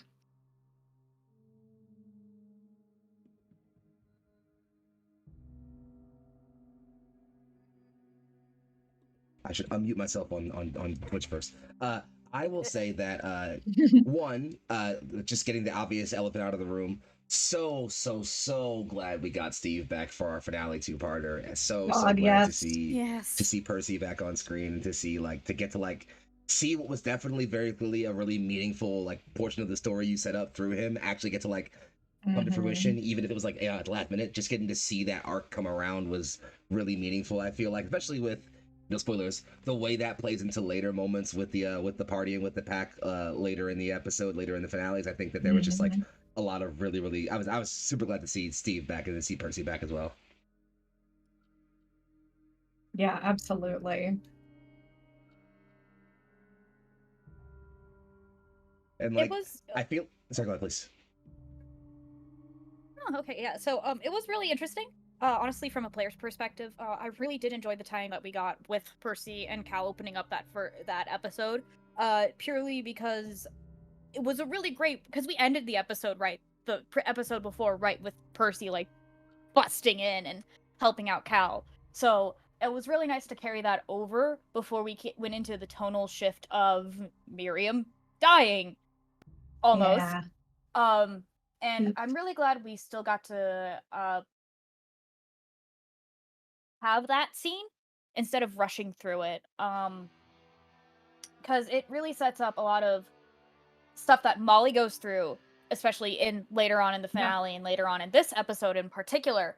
But it's also setting up some stuff that like you were hinting at prior to, and especially at the end. So also it was honestly something that I was ruminating on myself as a player for Molly. Like, how would Molly handle this situation? Would she refuse to help Miriam? Would she watch Yasea break as the love of his life literally dies in his arms just for some petty fucking grudge? Or what would it be? Mm-hmm. So I was really grateful that the dice rolled in the favor of Miriam making a full recovery, but I was also fully emotionally prepared of like, all right, well, if Molly takes the action to help and heal, but something goes terribly wrong, or she can't do it just by action of the dice or by action of narrative law, Mm-hmm. how's she gonna handle that? Yeah. So it was just really good to see change and growth from Molly, because we never really got to really have her like encounter that emotional heaviness of a dire situation heal before in the game. Yeah, no, you're right. It was a really high impact moment, and Molly had a pivotal role there, because it could have gone either way, and Molly's decisions would influence it for sure. I think if I could have a moment of like speaking from a player perspective, like approaching that moment and when it played out, obviously like speaking in a similar vein to what Rainey said, like we talked beforehand and I said like, hey, I am fully okay with this playing out. Like as a player, I'm cool with this going either way. I am cool with, if she dies, if she doesn't, I am very cool with playing that out either way and seeing what that looks like for the character regardless. I will say, like, speaking as a personal note, in the moment when that moment of like her being resurrected came up, and when you looked to Molly to sort of like give that like, that speech to bring her back, I had in my head prepped for Yasea to be the one to do that, because I figured like, oh, that's a reasonable like summation of the character arc, and like there was definitely a brief moment in my head of like, oh, I wonder why this isn't like, this feels like a weird thing to not have happen to me. And like it took me kind of consciously saying like, okay, no, I'm going to step myself back and like allow this moment to play out naturally, and allow this, like, because this is a collaborative story and there are other storytellers at the head with me here, and I shouldn't just be like so consumed in my own personal arc here. And I guess in hindsight, I'm really, really glad that we got to see the way that played out and the way that it inflected onto other characters other than just myself. But like, yeah, it was an interesting moment of like personal reflection there, of having to like deliberately separate myself from what I think as a player I expected to have happen there versus like what played out in the fiction and what ultimately felt right. No, such a good point. God, I've been there too, for sure. I have had facilitators that challenged me with moments like those. And actually, I have a compliment to you. There were several moments in the campaign where I challenged you hard on some stuff that you had sort of put down bids for when we'd been talking. And I definitely tested your elasticity in some ways around that and your flexibility. You rose to the challenge every single time, which is great, because Yasea is an extremely powerful character, could have easily wandered into, like, he is a legend, but also we get to see him as a character and as a person, right? So he's got the legend in universe. So how is Foxy, how are you as the player going to develop that nuance to decide, is the story, what is the story, what's the shape of it? Is it going to be what you thought it was going to be initially, or is it going to be how I think it ended up turning out, which was cool, which I did not predict. But my compliments to you for being willing to pivot and being flexible. I was impressed. No, I have to give those compliments right back for almost for the exact same reason, in that like I feel like you putting those restraints on me and on Yasea, like narratively in the fiction, it really nuanced a lot of the scenes that I played in, not just because like, one, there were problems I literally couldn't just walk into and throw my weight around at, which obviously was important, but two, in that like and a character who could easily just be the I can handle anything by murdering it, and I walk around doing that in a very, very sort of kind of boring, almost edgelordy way. You forced to become this figure of imposing authority and tradition who is aging and who is losing their grip on like who they used to be. And it felt, I liked playing those moments, not because Yesaya felt powerful, but because Yesaya felt less powerful than like whatever legend I had built up of him in my head and like in the fiction. And that felt really narratively important. One, because it let me like play into the idea of Yesaya as this aging, like sort of fading presence, but also because it let me do like really fun things sort of in my own metafictional headcanon of like, all right, if this is where Yesaya is at now and this is him waning in power, it just lets me get even more excited about the idea of like, well, what was he at his peak? What were those moments like for him? And that, as a storyteller, that gave me lots of like really open things to work with, and I really appreciated. So the anime Freerun? The main character in that. Yeah, so I didn't watch the anime much, just the first episode, but hearing you mention like what was he in what some people would consider his heyday by traditional like Western storytelling beats, right? The character Freerun in the anime is like an elven, I guess, wizard, a magic user, who at the beginning of the story, instead of starting off on the hero's journey, she's completed it. She's already a fucking badass that beat the bad guy, came home afterward, and is like, what the hell do I do now? Oh my god, like, I'm no longer beating the badass, like, creature. Now that I'm here in this quieter space, I'm already ultimate power, actually. So what more is there? And then the anime wasn't for me. The pacing was a little too sleepy. But for people who loved it, I know that it was really impactful because the story was about somebody who had in the past that very sexy narrative of like, yeah, superpower, da da da da. But then following something that maybe is a little less glamorous, but more memorable. I think the legend, in terms of, you were talking about like meta narrative and whatnot, I think Yesaya's real legend is, what I will remember about him isn't the Thousand Pierced, but what I will remember about him is the things that he said to Miriam and to his pack, and the way that he came to Cal when Cal needed him, and the way that he submitted to Cal when Cal needed him for that too. It was cool. Yeah. So anyway, for me as a viewer and also as your MC, those are moments that absolutely knocked my socks off. Speaking of sock knocking, ew. There are two people that I need. You heard me. I'm going to stick the landing on that terribly. I wanted to acknowledge I forgot to do this earlier because I was having so many mic issues and audio issues that I was just all over the place. But there's two really important people I should nod to, which is our other players who aren't here right now. So there's Steve, and then there is Mikey. And Steve played Percy, and Mikey played Cal, our alpha. Touching on the character of Percy briefly, Steve had to step back from the game for a big handful of episodes because life got in the way and capitalism sucks and work. However, we got really lucky, like Foxy had said, we got to have him back for the critical final episodes.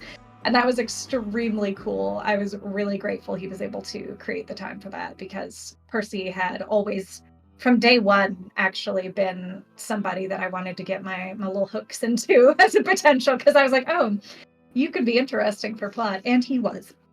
So anyway, just wanted to acknowledge the cast that wasn't available to be on screen for this little talk back right now. But yeah, Yesaya's relationship with Cal also ruled. That was what reminded me of it. It was a good one. Yeah.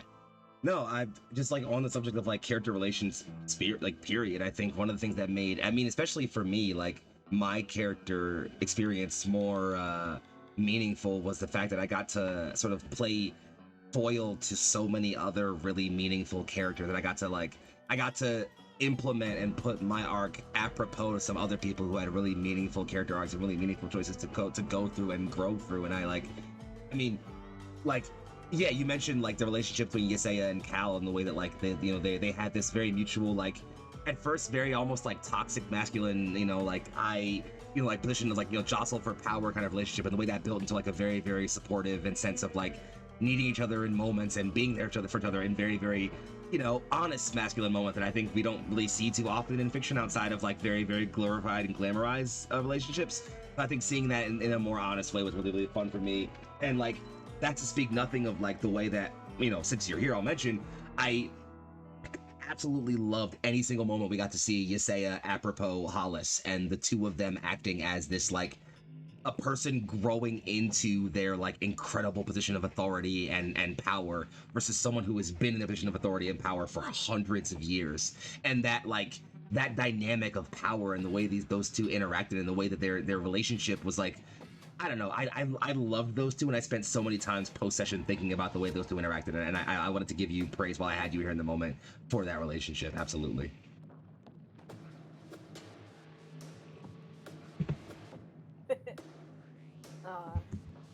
Yesaya was definitely a guiding light kind of for Hollis, so she and I appreciate it a lot.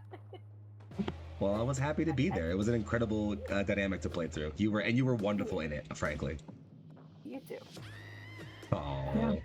Kind of going back to Yesaya too, like I always kind of love like the Return to the Shire sort of storyline, where it is kind of you're meeting a character closer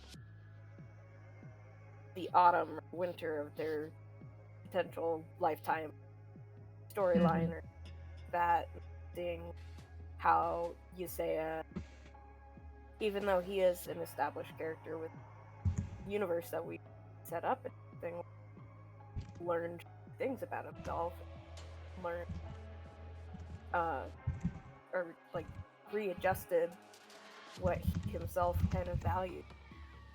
Really cool to see that character, who is like so literally monumental, be like,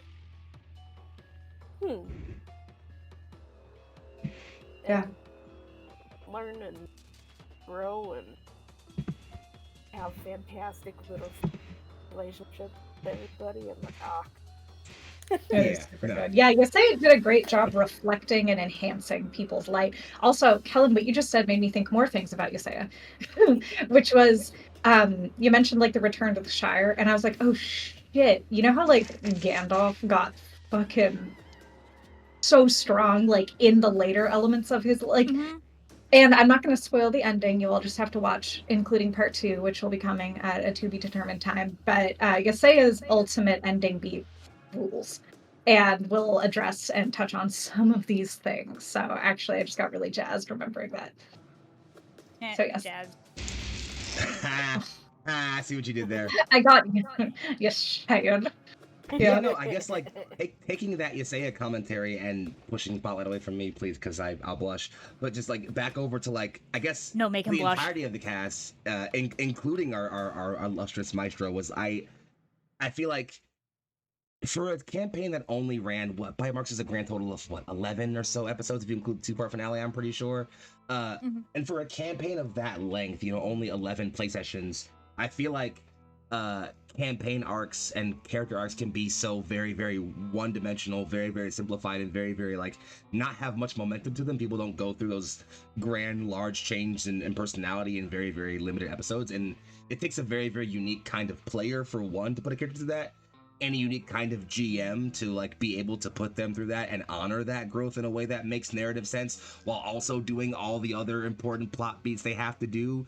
And like it felt like you could not have coordinated a better combination of like core story beat and like character growth arcs for like not one but 5 simultaneous characters. And like, so insane props to like every single player at the table, obviously for their individual character work, but also to our maestro for like taking everybody's arc and honoring. It felt like, the best way I can put it is that like it felt like everyone, maestro to player, brought a lot of like reverence and honor to these characters in a way that I think like really elevated the story that we were able to tell, and I really appreciated getting to be a part of that and getting to see it. Thank you. I learned some lessons that I'm going to be taking forward in my facilitation for sure, and I appreciate the lessons I learned. And thank you for gassing me up. I'm glad. I'm glad you enjoy it, and I hope I can I will always level do it up forever, my anytime. facilitation. Yes. Okay, More, I'm gonna. Oh, go ahead, Run Rain. game. I was just gonna say more Run games on NLR soon, please. TM. Yeah, I would love to. Oh my god. Although actually, well, yes. Yes, I would love to do that and also possibly hop in on some games at some point. But Yes, more Nice owl had a good. appearances. Yeah, absolutely. Would love to appear. Speaking of that, not related. I'm going to ask you guys a couple more questions, just trivias, and then we're going to go into the next section, the next little chunk of viewing here. So we're going to go in reverse order, starting with the one and only Rainy about Molly. First of all, what would Molly's favorite band be, do you think? Oh, If you have an God. idea in your mind. It's okay if you don't, but I am curious. I don't know why. I never listened to a whole lot of Smashing Pumpkins, but it just immediately went in my head, Smashing Yep. Pumpkins for Molly. Like, I just Yep. immediately was like, oh, 90s punk bands, punk rock bands, obviously. Mm-hmm. She's an early 2000s, 90s grunge baby. So...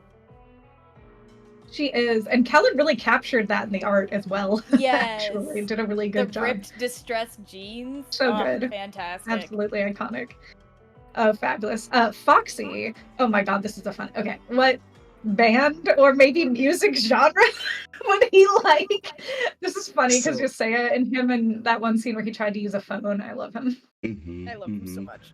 So as I thought about this, and this actually is fun because a few of us ended up working through like character playlists while we were doing the campaign, or like during or afterwards, and I did decide to make one for Yesaya, and I realized a lot of it had to be music that fits his vibe and not music he actually personally would enjoy or know or like, which is things I like doing for characters in more contemporary campaigns.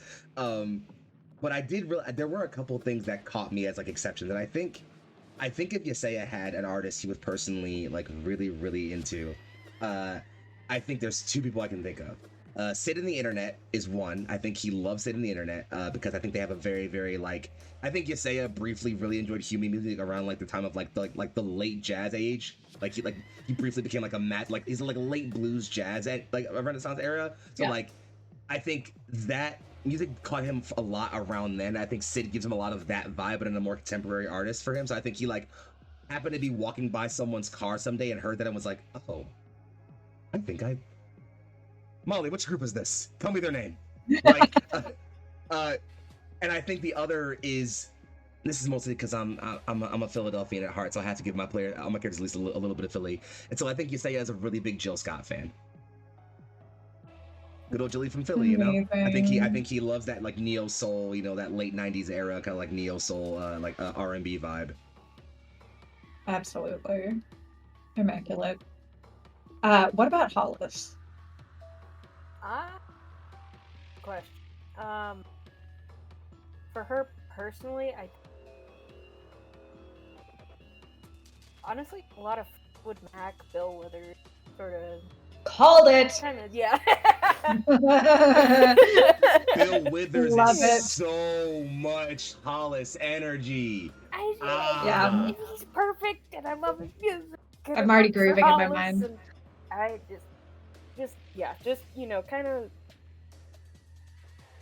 softer, more melodic, kind of anywhere between soul and kind of blues, kind of folk, sort of that kind of strain. But if you go off of her playlist that I have, also Sleep Token would be on there somewhere. So Okay. No. Yeah. Awesome. Just Hollis and then- out attending the fucking field, listening to fucking Bill Withers' grandma's hands. Ugh. Yes. Oh, Bill Withers. I'm going to immediately be listening during break. And then 2 more questions for thee. Okay, swinging back around. This is going to go to you, Rainy. If Molly had a signature drink or cocktail, what do you think it would be? Or would she not drink? Whatever shape that may take. To be honest, Molly is a very, and we'll see this later on, and I think in this episode probably, just to give a little slight spoilers, Molly does occasionally partake of the alcohol, but it's like a once in a blue moon werewolf joke situation. She's not the biggest fan of tequila. This is a hint to what she chugs later. I'm sorry, I'm giving away one of the funny part. That's on me. But I think Molly would be like something in between, like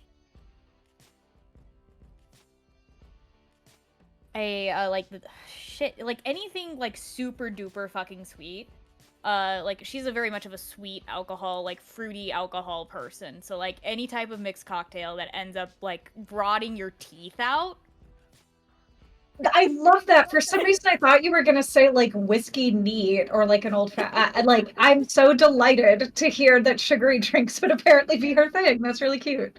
I mean, whiskey neat. I think I straight up said something about Molly not liking whiskey at all. Defying the stereotypes. Good for her. Awesome.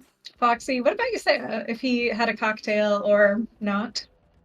So, in typical Foxy fashion, I in thinking about this, I led to a small bit of like internalized world building, which I'm gonna say this is the one bit of internalized world building you can't shoot down outside. Like, sorry, I get bent. You say in addition to an occasional like beer with the like sort of like very dad vibe beer with the guys every now and then, like him, Cal, and Percy every now and then share a couple of cold ones on the deck every now and then. That's one of those. But alongside that, Yesaya is a massive fan of like really really well-aged rums, specifically because it reminds him of a period of time in his let's say relative youth he spent down in the Caribbean, just terrorizing like rum plantations and like just ripping apart random like rum plantations and like tearing apart a few slavers and like taking all their haul and being like, wow, this actually tastes pretty good. So yeah, every now and then just like six pack, has a good glass of rum, and it's like, the good old days. No, that's absolutely canon. I will not disagree. So what I'm I hearing is, love it. if we gave him a mixed drink, it would be a rum runner. Oh, Something like that, probably. A dark and stormy. A pina colada. Yeah. Yes! That's my favorite drink. Oh my god, if you say I love pina coladas, that'd be fucking adorable. Like when Vegeta wears the pink shirt. Getting caught in Yeah. it. Sorry. Yo, Singularity amazing. roleplay. God damn. Also, thank you. Yeah, just to acknowledge, thanks, Singularity Roleplay. We got a raid and also 10 tier 1 subs. Thank you. That's so Oh, generous. thank y'all, Holy friends. cow. Appreciate y'all. What's your favorite cocktail? Welcome. Sorry to interrupt. I know it's Hals's turn No. next. Welcome on in, lady. Welcome. But yeah, Hollis, how about you? Drinkies? Kombucha? Honestly, for Hollis, I've been bouncing back and forth. A Moscow Mule, Yep. with sprig of mint, or a honey and lavender latte. Oh, hell yeah. Ooh. Like both of which I fucking love, and ¿Por qué no las dos? it feels like them. So There's gotta be like, I'm sure that some Portlander has come up with yeah. No, there was a cafe in my hometown, cocktail or little something. independent owned. They had lavender and lattes. Oh yeah, we love a So lavender earthy and latte. so good. But what about like a lavender infused cocktail of some sort? I think there is whiskey. I know Lavender one time, infused whiskeys. yeah, there was like a lavender whiskey that I had at some point, or it was lavender in color too. It was really pretty. Yeah, I'm sure there's a lavender whiskey, some sort of little cocktail out there, hibiscus, sort of. Ooh, yeah, drink yeah. or something. Yeah, something Running to floral. Google. Yeah, something floral for them. So. Beautiful. Okay, and then one more, and then we can go back to watching some more if you like. I'm actually gonna stay on you, Callan, for this one. But if we had all the money in the world and this was an animated show, as it obviously is and deserves to be, who would we hire to voice act Hollis, do you think? Of course they're gonna say yes. Oh. That's a hard one. I know. Honestly,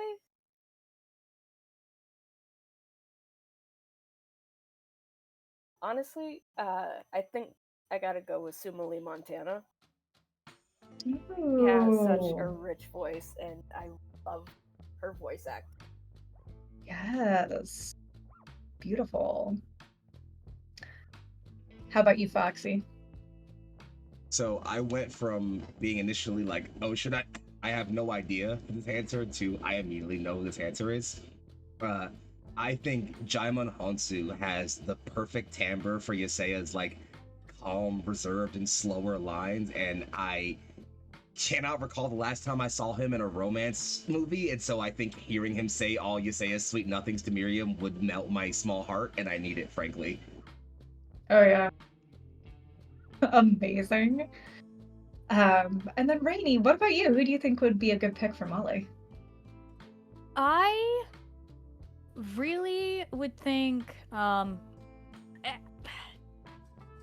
I'm kicking around a little bit, but I really think Grey Griffin would be a pretty good choice for Molly. Ray Griffin. What did they do? Grey Griffin is a voice actress. She's known for Vicky in Fairly Odd Parents, Mandy Azula. in Grim Adventures of Billy and Mandy, and Amazing. She did Azula? Holy shit. She was You're Azula, right. yes. You're so right about that. Shit, no, she is amazing. I've seen interviews of that performer. Holy shit. Love Can it. she do a southern Power accent? move. Huh? Can she do She a could southern do it. accent? I mean, I'm sure she can, but like, have we heard her do that before? Like, does she like have a role? I have no idea. I just thought mainly about the spunk, and I've heard her do like the spunky characters that Molly is. Because my other thought was Jennifer Hale, but yeah. Also a good pick. I'll do one too. So the NPC that the pack ended up kind of bonding with over time is Miriam, who is at one point was a werewolf hunter turned loup-garou, courtesy of a certain elder. And then thus what ensued was a complicated lust relationship turning into more over the centuries. But Miriam's voice performer would be Susan Egan, who voiced Megara in Disney's Hercules and also Yes. Lynn in Spirited Away. If you recognize Why that, would very you sassy. do that to me? Yes. Oh my Because Susan Egan God. rules. Yeah. Class. And as for music, she's from the 20s, so I think she has a soft spot for swing and jazz, I think, to this day. I think she listens to basically whatever is on the radio as well. She's not that picky. She's not a total Luddite like her partner in some ways, but she, I think, she has some things left over that she cares for and likes. So that's my answer to my own Absolutely. question. Hell yeah. Yeah. Beautiful. Okay, thank you everybody for entertaining these wonderful questions. I'm going to turn the torch again over to our illustrious channel owner and facilitator, Foxy, if you have any more comments or thoughts before we get into part 2. Nothing too major to add, friends, other than thank you guys so much for hanging in. Thanks for the raids, for the subs, for the loves you guys have given. We got another about 2 parts of a finale to give you guys, and then of this episode of finale to give to you guys. So stick around for another roughly hour or so of content, and then we'll go to another 5-minute break, come back for a little bit more of us, and then slide off to the finale one last time, let you guys watch a little bit more of our faces, and we'll get out of here. But as Al said, we'll be back for a part 2 very, very soon. So stick tight for information and knowledge on that. Thank you guys for hanging out. Y'all are incredible. Enjoy some more Bitemarks, and we'll see you guys back here in about an hour, okay? See ya.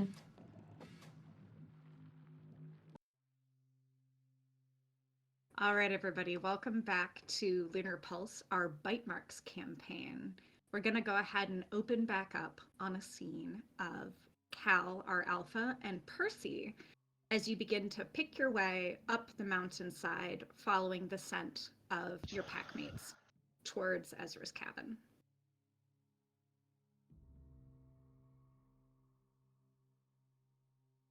All right. So, listen, do you want a bunch of questions, or do you want me to generally shut the fuck up about this? You're gonna fucking ask him anyways, so go ahead. We got a long fucking walk. What is it Does it feel like it smells? Like, you know how it kind of has that oily, weird smell? Does it feel like that? I've sort of become numb to it. You don't really smell yourself that often. Unless it's truly rank. But even then, you spend enough time stewing in it and you just kind of lose it. Yeah, we have gone nose blind to you over the years.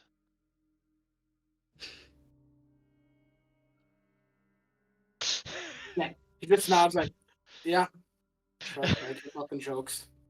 I do, often. I mean, that's how I cope with extremely traumatic situations. I don't know if you've noticed. You should try alcohol. It's a lot.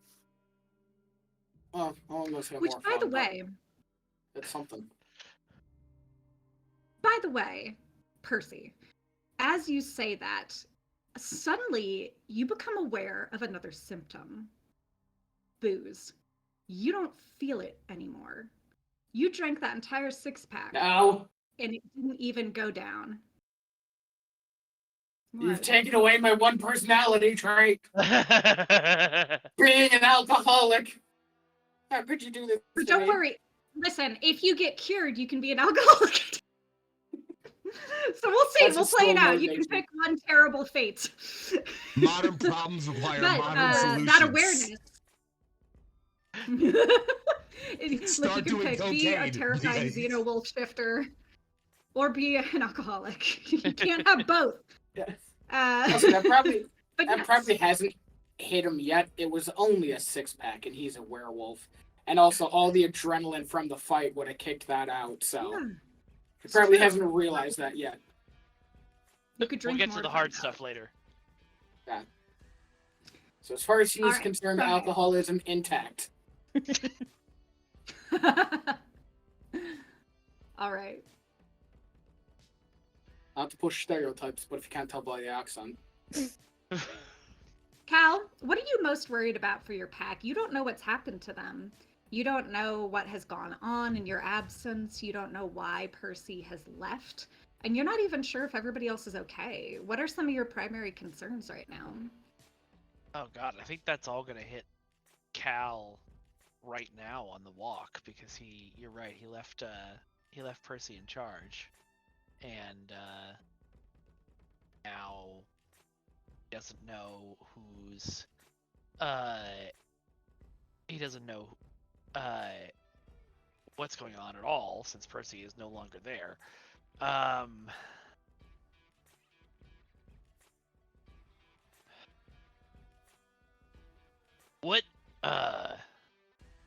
What was the situation when you left to come find us? God, what was the situation when I left? Are you there, God? It's me, Yeah. Percy. Yeah. It's I just, me. I assume, Al, that like everything was fine when Percy left. No. When you left, you had defeated the skin that came alive. So the skin was trying to smother one of the packmates, and you came in, ripped it off, fucked it up, and that's when your transformation started to get real bad. Also, you knew it was bad when the others started screaming when they saw you, because the early stages were rough. Yeah, but you left to protect them, and last you saw, everybody was alive. But they know something's up, and they are restless and anxious. And they're werewolves, so who knows how long they're going to stay in place is the thing. Werewolves seek out There was trouble. a lot more yelling at me when I walked in the door than usual. And it wasn't like the fuck off Percy kind of yelling, it was the terrified screams kind of yelling. Hence why I left. Figured be easier to take care of this shite without them around. Okay. We just have to figure out what's going on there now and who's in charge and stuff. God. Well, you're in charge. Yeah, I know, but I'm not there.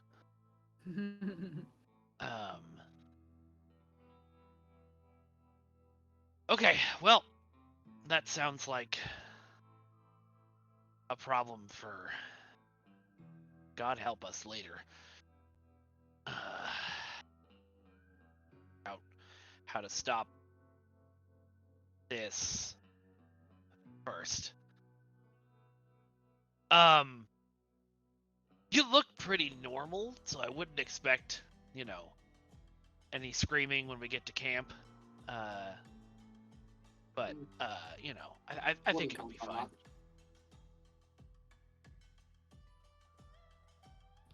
Who fucking knows at this point? It's just getting used to this shit all over again, it feels like. Good. I mean, terrible. Sorry, it's been a day. I threw a tree at somebody. Yeah, that's about a Tuesday for me, so. I know! That's why I missed having you around. See, the key is, everybody thinks you just pick it up from the trunk, and you just do it that way. But if you can get hold of a root, you gotta kind of get under it, and then you just fucking throw it. Ah, shit! I should have thought of that. That would have been great. Yeah, the roots are the real fucking buggers because they get down in there deep. Also, look for a dead tree. That's obviously a lot easier to throw because it's dead. And then it looks real fucking nice when it hits them because it fucking shatters all across their face. And you get the splinters, probably some fucking bugs in there. It's great. Always throw a dead tree when you can. Okay. That's good advice. Or just call me and I will pick up a regular tree to throw at them. Either way. All right. I'll tell you what. When we get back, when we get all this settled, we're gonna have you and Yaz do a lifting contest. I want to see what the biggest thing we can lift at the cabin is. You can't make him lift things. He's fucking old as dirt. His back will explode. You can't put an old man's vertebrae through that. They're like fucking dust. You're saying that from very far away, and that's very smart of you. Oh, hey, look, here we are at camp. Bold words from away, and that is smart. Alright, well, not to bring the mood back down, Purse, but whatever this is, we got your back. We're gonna fix it. We're gonna Help! fix... Shit! Help! You hear a distant scream and then the slap of bare feet as down the deer trail behind you, absolutely booking it, is the world's tiniest twink. And behind him, a bunch of feral wolves rushing after him with silent, intense eyes. They're herding him towards you all. What does his t-shirt say? Shit! What does his t-shirt say? Yeah. Please don't tell me it's Tickles. Please It's don't bigger on the inside. Thank God. It's not Tickles anymore. Oh, I was sure it was Tickles. Is it not Tickles? He's a bottom. No, this This is a a twink? This is a twink. This is a beautiful twink I don't small recognize. guy. Why do we have a random forest twink? Everybody needs a forest twink. This twink you recognize. This is Otis from the Spine Mountain Pack, and my dude is booking it towards you all. The wolves you can see behind him are kind of messing with him. They're not. If they had intention, he would be done. But they're chasing him. He's in human form, which makes it kind of funnier. And they basically herd him up to you, and they're doing that dog thing where their mouths are open and they're kind of like puffing and laughing, like, you know, dog laughs. They're like doing that panting thing, like, this was fun.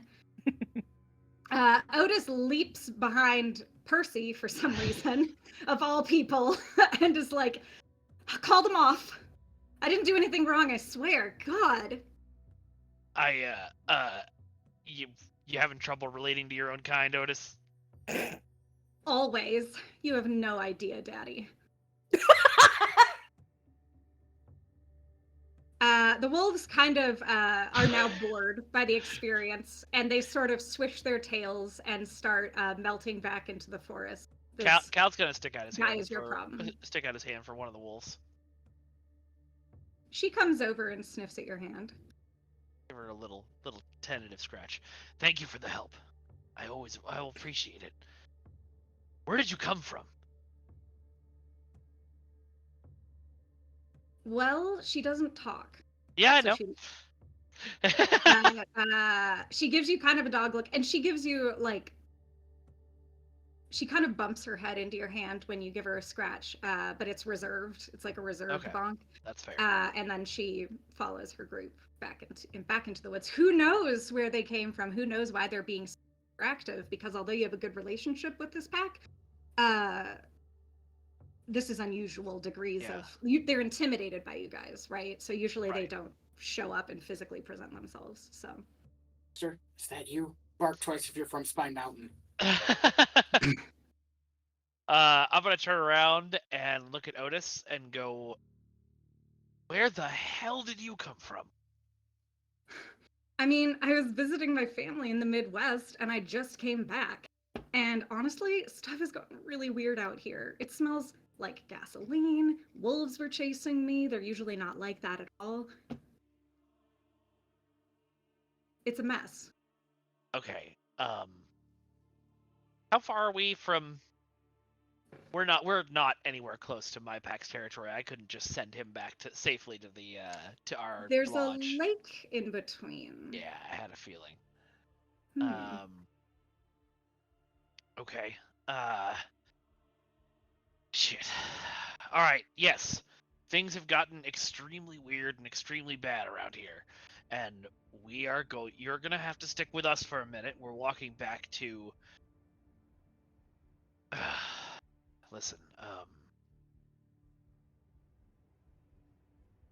I don't know how many people from your pack are left. This thing that messed with everything around here took its toll. I'm sorry.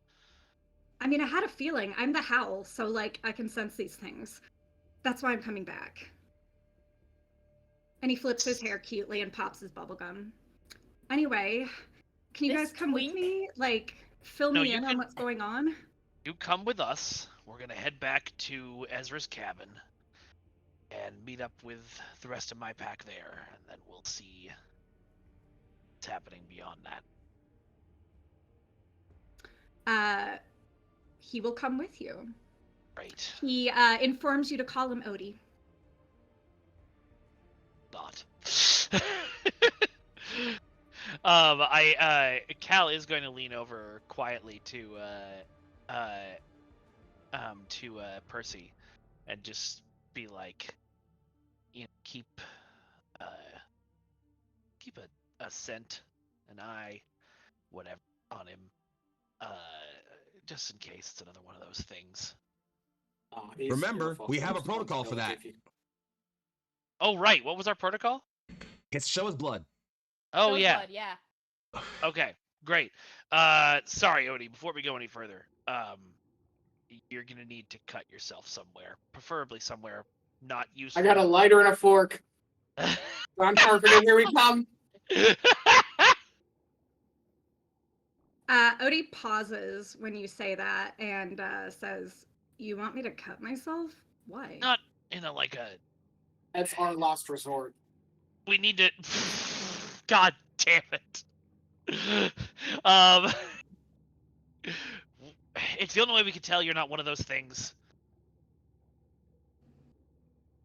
I mean, all right. And so I think what does he do? Does he have anything on him for self-harm? I don't know. I feel like we all have claws, and Percy especially. A claw. He hesitates and looks at his acrylics. Oh my God. Yeah. So like, he looks at Percy's osteoderms that are sharp and hesitates. Oh God, have you tried like Otis, listen. Salicylic acid. Appreciate you've been through some stuff. You're gonna need to cut yourself in the next 5 seconds, or we're gonna assume you're one of them. He yelps and then scratches his arm on one of the osteoarms, and so he gets a little cut. Is this bleed? a wise move? It bleeds. It smells like normal blood. He seems to be typical for now. All right, you're good. We'll get you back to Molly. She has a Band-Aid. Probably. Are you the alpha? Yes. Oh. Hi. And he sort of actually straightens up and makes a half an effort to be more formal. Suddenly all of the flirtatiousness is, you can tell it's being toned down. A little bit. A top is talking. I better act right.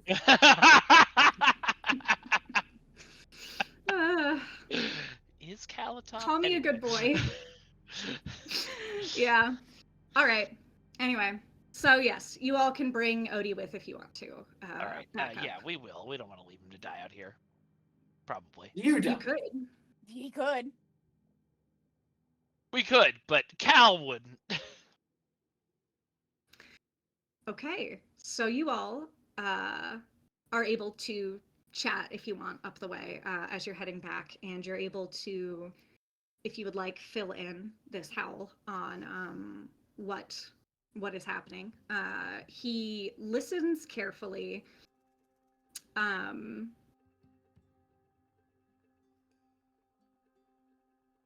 He looks not surprised when you describe that people are lost, right? And that some dark shit is happening.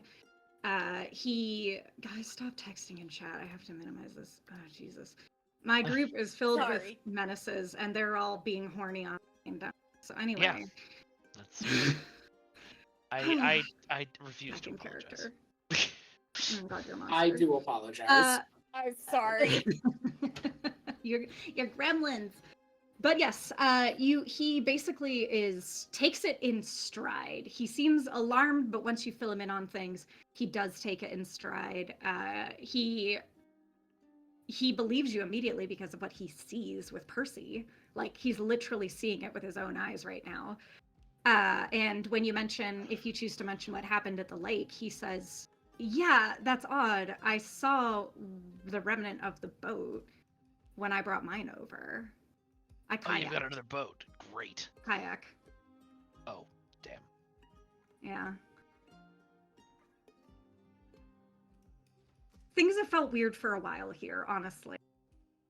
Yeah, I got the sense from Miriam that, Miriam? Shit, she's alive? Yeah. Her energy signature left a long time ago. Huh. Really?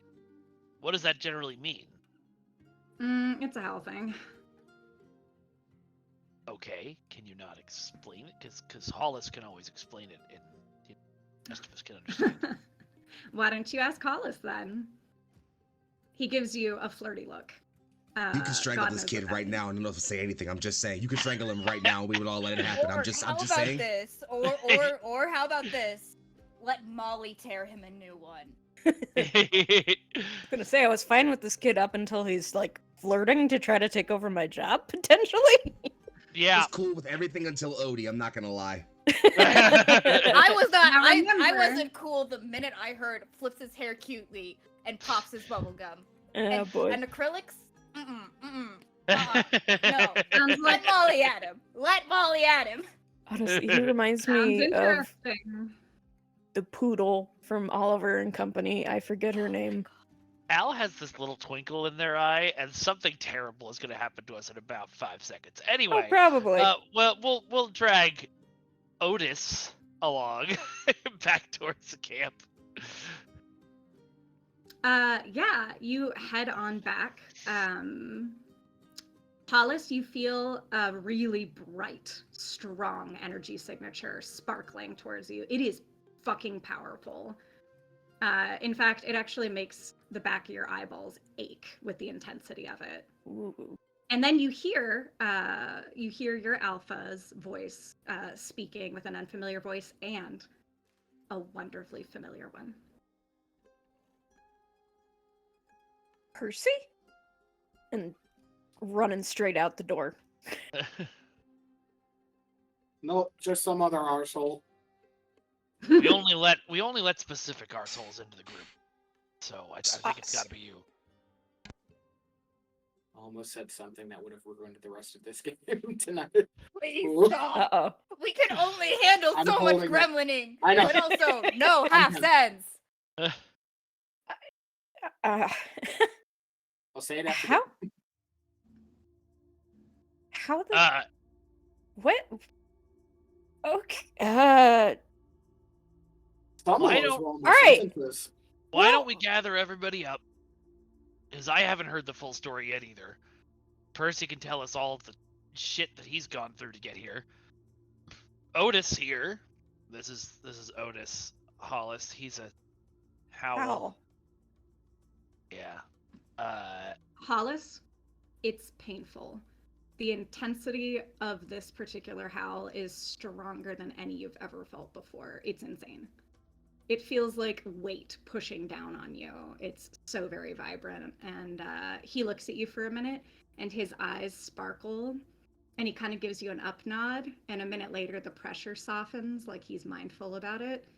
But this ditzy little dude is stupid strong. But also super cute. Noted.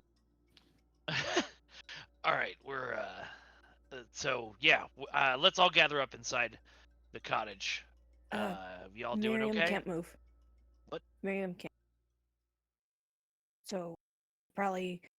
I mean, there's in what's left of the cabin's living room, I guess. There's space, so we should- could probably collect there. So you say I won't have to move Miriam much, but That's fine.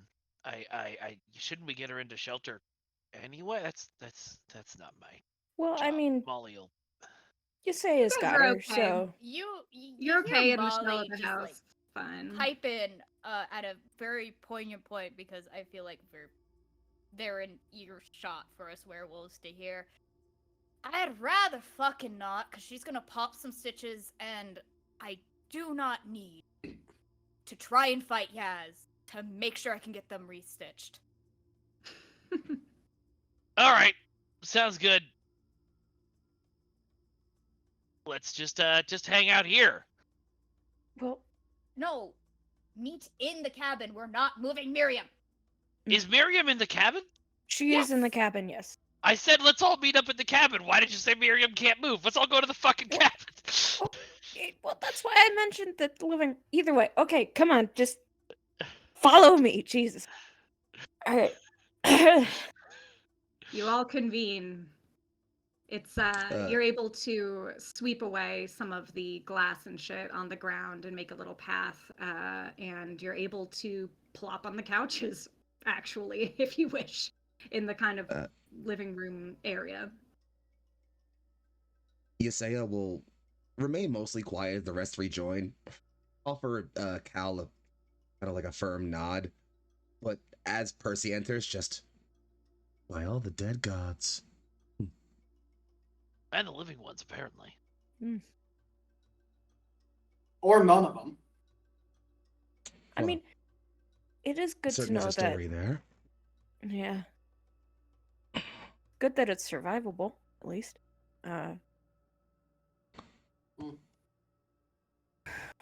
We've got a lot of catching up to do. Agreed. Yeah, I was trying to Yeah. figure out the how on the whole surviving it thing, but Percy doesn't really seem to know, so I was hoping some combination of you two, Hollis and Molly, would be able to help us figure it out.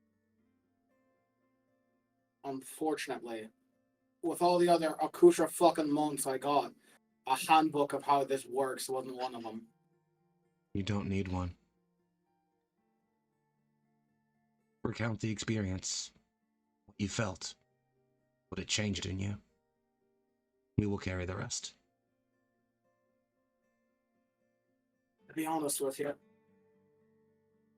it ain't changed a fucking thing about me, and I've been pretty fucking purposeful to make sure that doesn't happen.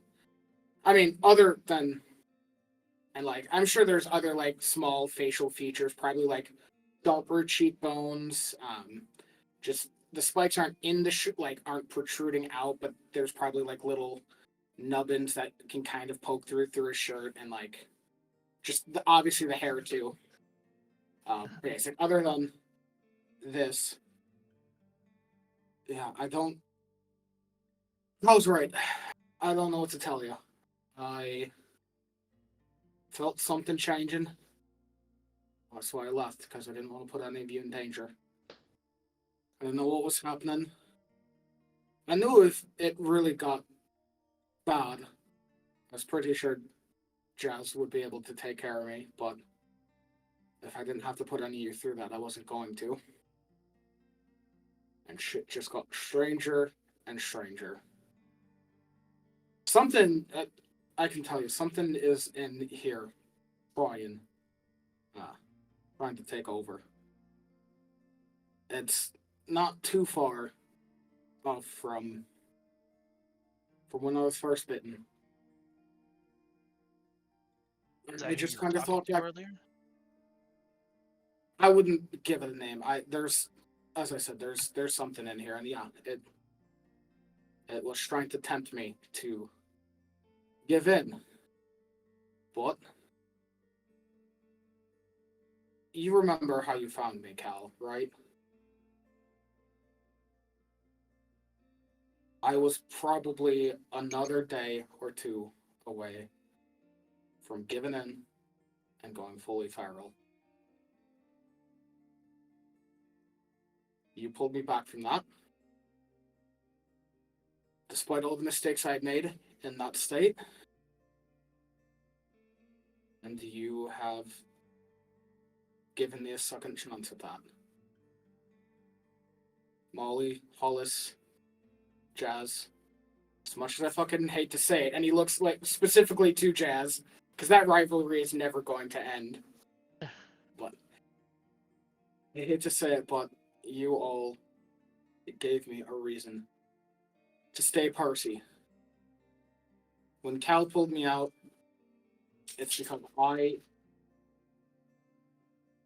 I was not turned into a wolf or a werewolf by choice. I know a lot of you see it as a gift, and I know Cal and Hollis have try to help me see it as a gift, but it was hard to see it as that. I was a fucking child when I got turned. I was 10, our pack was dying, and they decided they'd beef up the numbers, so before it could even be fully explained what was happening, I was turned. I decided from then on, nobody fucking tells Percy fucking Drennan what to do. And in those woods, I almost lost that again. I heard cows howl. I saw some weird, fucking twisted, demented version of myself. And I decided in that moment that whatever the fuck is happening on my rules. My decisions.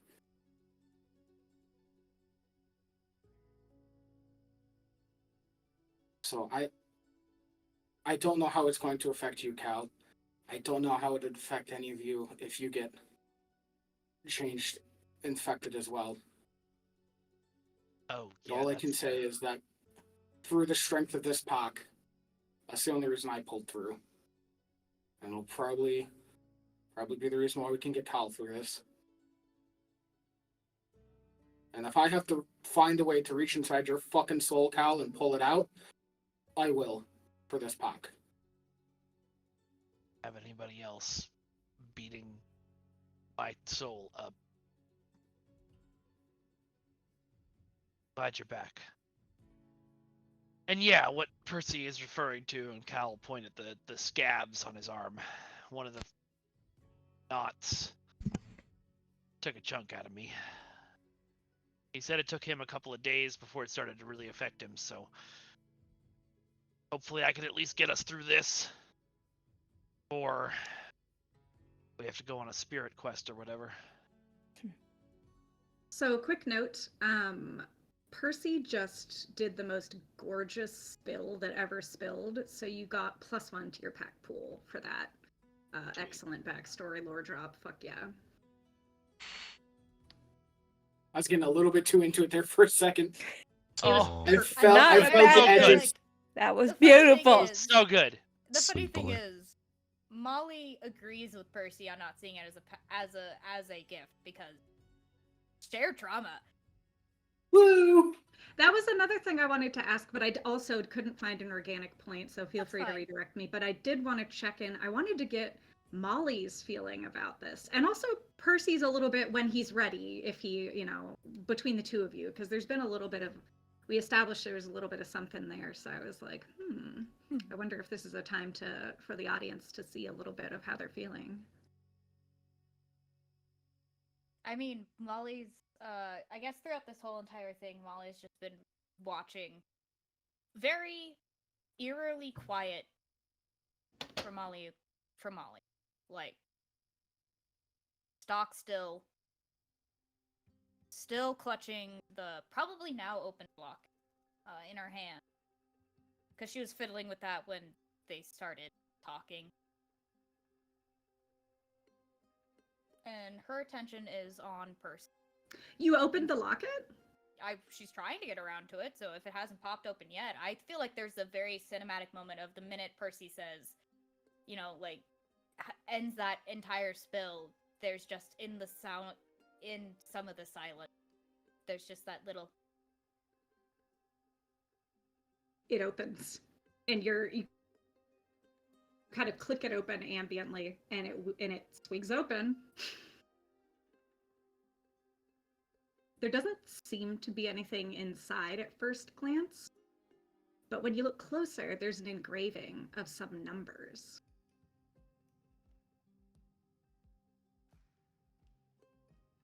"1031.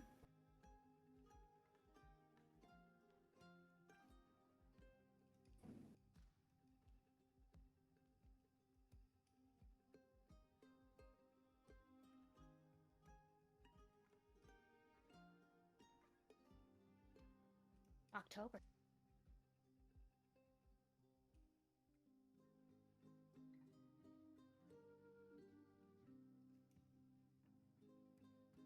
But anyway, feel free to continue as you will, but since you opened it, you get that clue.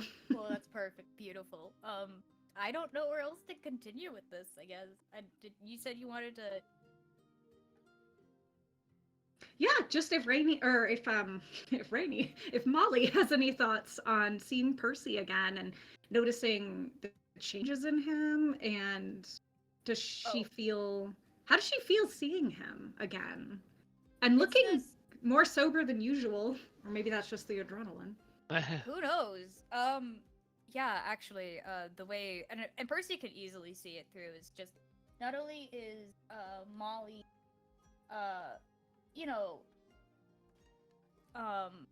staring him down, but there's that clinical, look in her eye that she usually gives all of the actors once over so often, just to attend to anything, as was her job.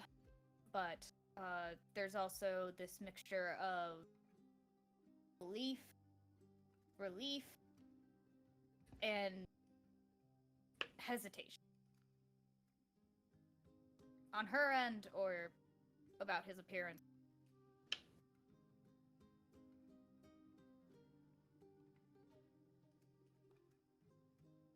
She still doesn't. It's falling into that eerie quiet of listening to the slightly secondary heartbeat that's in her head and trying not around the whole crew.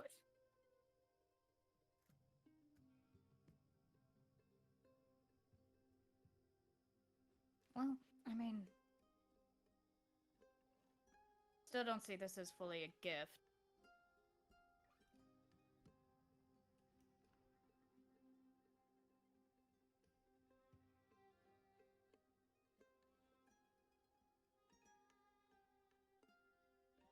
Into that, because when he had mentioned to, in this story of all the mistakes I made, he pointedly is not looking at Molly when he says that.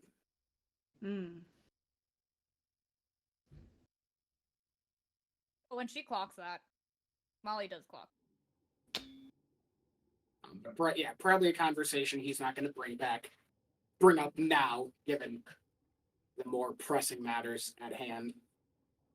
So, anyways, what the fuck happened here? Well, a lot. Baseline is Ezra is probably at least partially the cause of all of this.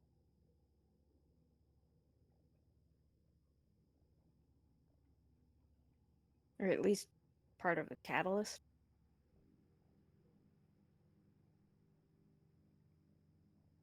Percy nods Who does- understandingly, then leans over to Cal. Who the fuck is Ezra?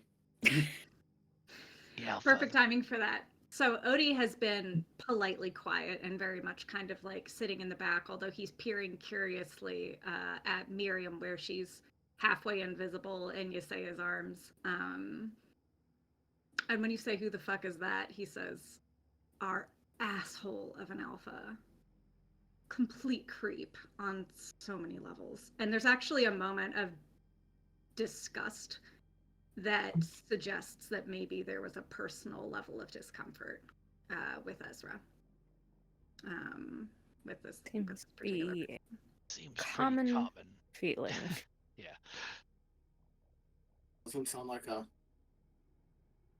Well, he sounds like a prick. Let's just be honest with it. Yeah, you could say that again. Stuff here is way worse than I thought. Is Miriam awake? She is resting.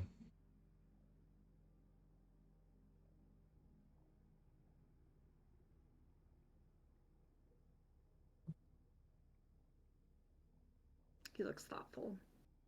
Try and wake her, and I'm going to snap one of your fucking pretty fingers off. You say that out of the blue. The intensity of it is really powerful, as is the animosity.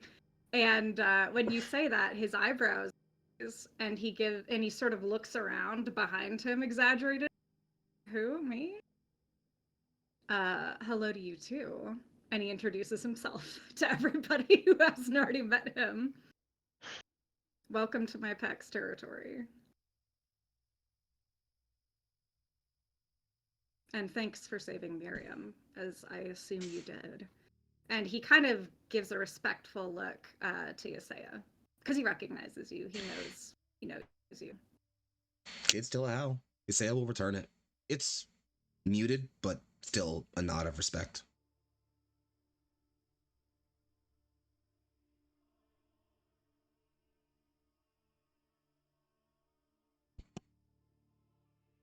Had we met under better circumstances, proper greetings would be given. Celebrations offered, perhaps. Given the tidings, however. What can you tell us of what's happened here? What you know of the individuals who are involved? Odie is happy to try and help.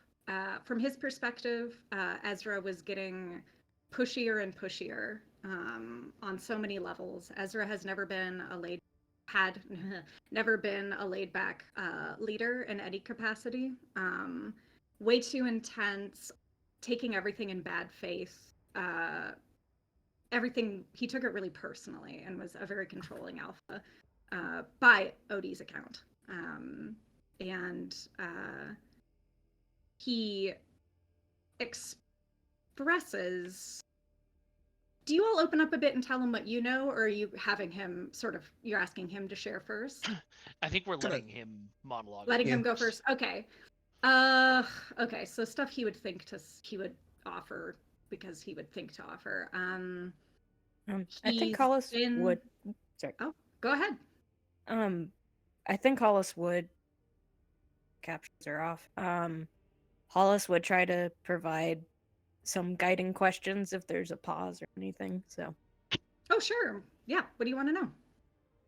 Just like how long has he been acting or has Ezra been acting particularly aggro or odd or anything? So Yeah, Odie's happy to answer. From Odie's perspective, Ezra had started acting off like maybe a couple months ago. It started, in his opinion, that seems to be when it started, but it was subtle stuff.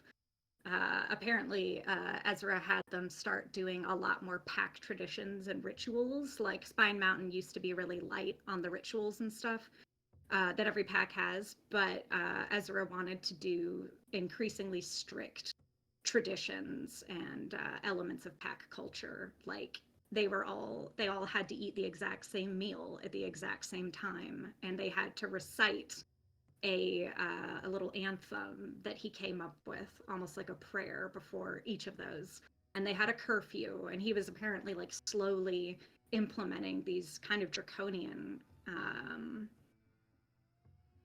policies in a way that's really a lot for a werewolf pack. Yeah, and so Odie kind of describes how, you know, Ezra started to get more and more controlling, and then some people sided with him. It sounds like some people sort of submitted to that assertiveness and authority and enforced what he did, and some people, Miriam, left.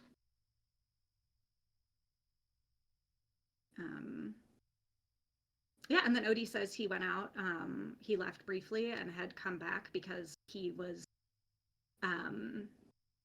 had a sense that something big was happening. And he kind of looks at you, Hollis, in a way like he knows that you'll get that. definitely.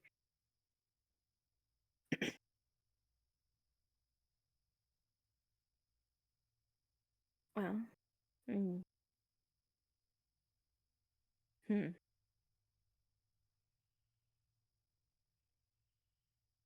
Did you see a shift in him? Like, aside from the obvious, was there any sort of change that you might have noticed with him or the pack members who went along with him?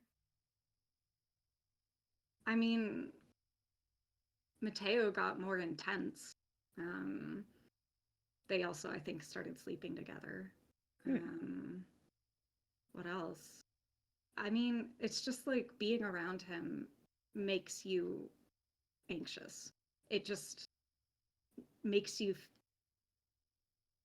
impulsive. Everybody started acting impulsive. People who were chill, like, were not. You know what I mean? Like, it was people were acting weird. Everybody was all keyed up. It was like there's something in the water. Actually, I was worried there was, so I've been drinking bottled this entire time. Probably sounds crazy, but might not be that crazy. Yeah, that's definitely a good thing.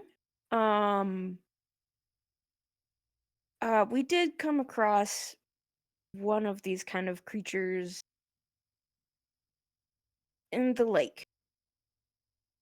And we have reason to suspect that it might be the algae. I just kayaked across that lake. I'm Odie sits down, like, face white. After you tell him that you killed a giant, like, catfish thing, he's like, holy fucking shit. Full Miyazaki hair. Yeah. Not happy.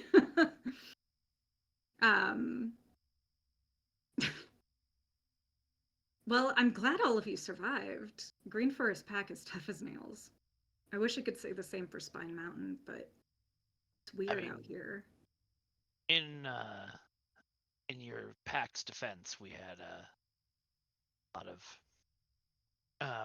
we had more advanced warning than you did. It seems this whatever its way into your pack over a long period of time, as opposed to the sort of direct assault we got. Yeah, he actually asks, do you all mention Mia? Do you mention the body that kind of started all of this? Probably not by name. Yeah. Okay.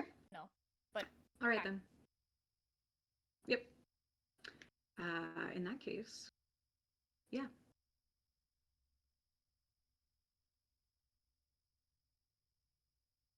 So then, if we are aware of Ezra perhaps growing more authoritarian in measure, question becomes, what esoteric foulness led them to this, and why? Miriam speaks up, but it just sounds like Yaseya's chest is talking. Aw. And She's so her cute. I voice love her so comes much. out and Fuck. she says, we just killed Ezra.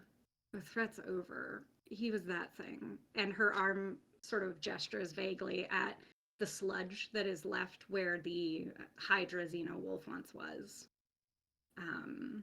Except You Percy don't and have to worry about him anymore. He's gone. Except Percy and I fought 3 of those things in the woods just now, so it wasn't 3 one of those. Yeah, of that? yeah. It wouldn't be specifically that, Hollis, but 3. 3 things. We'll just call I mean, Knots is what we've been going with because they're not us. yeah. But I mean, we know that they can assume another's form. Think of Priya. How long the knot masqueraded as her until it revealed itself. So, What makes you certain? Yusaya says, looking down at Miriam. It was his voice, that accent. And she imitates it. You know, nice try, Midge. And it's a voice Percy that you recognize, even though it's her imitating it. is it the same voice that I heard when I tried to speak with the dead? Yeah, okay.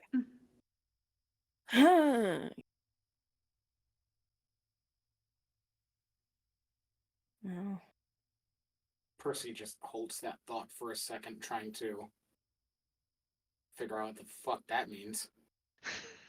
I mean, if it can take its form, that means it can take its voice. Priya was convincing for all of us. Convincing enough for Miriam, too. I'm not. Hollis is considering something.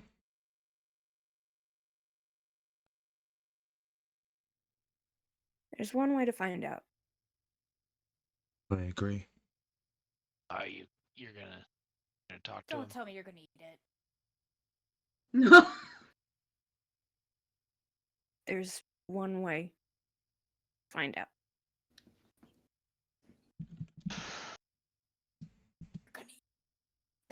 You're Friendly neighborhood cannibal on the way. Well, if they've been turned into Hey, aliens, Lee. it doesn't count because now they're a different species. That's Well, fair. okay. That's fair. Friendly neighborhood cannibal. J- Carnivore. j- Carnivore. Cannibore? Carnivore. Carnivore. Questionably sourced meats. My favorite. Are we sure that's not gonna Oh, do some stuff to you spiritually? It didn't with the, well, When you consume It the did. catfish, something struck you. A force True. from beyond. True. I'll come with you, says Odie. I won't let him touch you. I believe you. So, how do you channel what you do? It's different for every howl. True. It requires consumption. Oh, interesting. That's a rare one. Unlucky you.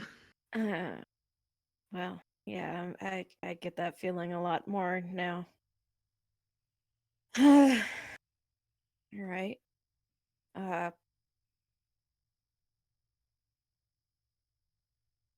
One way to find out. So, the way that this might look, this is sort of zooming back to MC level here. This could be a good time to my thought is, guys, we could either kind of end on a scene with the Howls getting a little bit more data here, or we could do a little bit more free role play with everybody and have some mini scenes with people. We could also try and do both. It's up to you all. How are you feeling energy wise? I know we have a dad that might have to go to bed. I'm basis of actually having kids. my daughter is with my parents tonight, so I'm You. more good than I would be normally. Okay. Uh, Do you guys have enough juice to do a little? Oh, Steve. Oh, was that you just being cute? I can keep going for a while. Okay. You all okay to go just a little longer? Yeah. He was trying to say Can I something. take a quick bathroom Yeah. break? Oh. Sorry, the diabetic Yeah, I old was man Yes. has small bladder. Yeah, I was Sure. gonna say we could like We'll if cut you this part if you for want to you. get a solid like if you feel like you want to hit more than one scene here, Al, this would be a good spot to like grab a quick break and then we can Okay. I can cut this all Let's out in do post. that. Don't worry about it. It's not Sweet. important. Beautiful. Okay. All right. Do you need me to do the outro or are we just gonna edit it? It's the thing. Okay. Do the thing. Cool. All right, sounds good. BRB. Oh, nope, they gone. Too late. Everybody's gone. Bye. We'll be back. Yeah. Hey, and welcome back, everybody. It's your new host for duration of stream, Foxy. Just checking in real quick. Want to thank you guys all for coming to hang out with us for our Bitemarks finale / talkback retrospective part 1 so far. It's been super great getting to hang out with my fellow castmates again and check in with them real quick. I want to give the opportunity to offer any final remarks they want to give for the night before I sort of send us off for our last part for the evening. So turn it over to you one at a time and just, say anything you want to say, anything you want to give as a last sort of thought, and we'll start with Rainy. Aww. I will have to say, I'm very equally excited to get to the nitty-gritty of part 2 because a lot of the stuff that we talked about early on, especially in this talk back with Al and everyone, really comes true and really shines in part 2. So I have to ask you all, I implore you all to keep an eye out for when we announce the part 2 to be released and come watch us there and celebrate the end of a very good show with us because it's very bittersweet to be here. Absolutely agree. Couldn't have said so better myself. Flying it right across the overlay, passed by up the other side of me, over to Hollis. More accurately, to Kellen, who's played Hollis. All good. Yeah, thank you guys for with us this whole show. It has pleasure, privilege to play with all of fine. Was pain as I meant times through the episode. Yeah, couldn't have asked a better castmate game started with. All of you that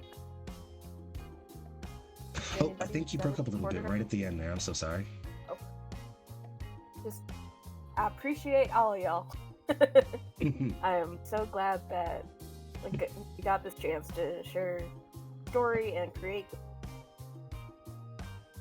Yeah, I will say, I'm sure I'll say more about it when we hit our part 2, but I specifically, as the first campaign I got to share with you, I so enjoy getting to bounce scenes off of you and getting to share stable picks with you. You were a joy to roleplay alongside, and both of you were so fun, such fun scene partners to have and share and go on dirties with. Yeah, no, this was incredible. I have done more than enough blabbering, so I will keep it very simple and just say that I enjoyed not only getting to experience this campaign, but getting to re-experience it here with you all tonight. We won't keep you too long and let you guys know a very simple thing. 1, when we leave here from your live faces tonight, we will put you back onto the last final part of this chunk of the finale. This is our episode 1 2-part finale. This is the last part of it we'll play right here. We will not come back to us on screen once we've done this. We're going to end stream and let you guys head off for the evening, so please enjoy that last final part and take care of yourselves. Second, as we've already mentioned, at some point within the next week, maybe week and a half tops, we will be back here on your screens again for the part 2 actual finale of Bitemarks. We'll have our GM here with us again to do more talkbacks, more retrospectives on the campaign, and to share with you all a few more memories before we say goodbye to this lovely story of ours. Thirdly, and most importantly, I want to thank each and every one of you for being here with us tonight to celebrate this story of ours. It took so much time, so much effort, and so much love on the part of the cast and GM to bring together. Thank you all for being a part of it, for coming to celebrate it with us, and for taking the time to be with us here tonight. I've been Foxy. I have some incredible people with me. This has been Bitemarks Lunar Pulse, and you have all been incredible. Good night, Peps.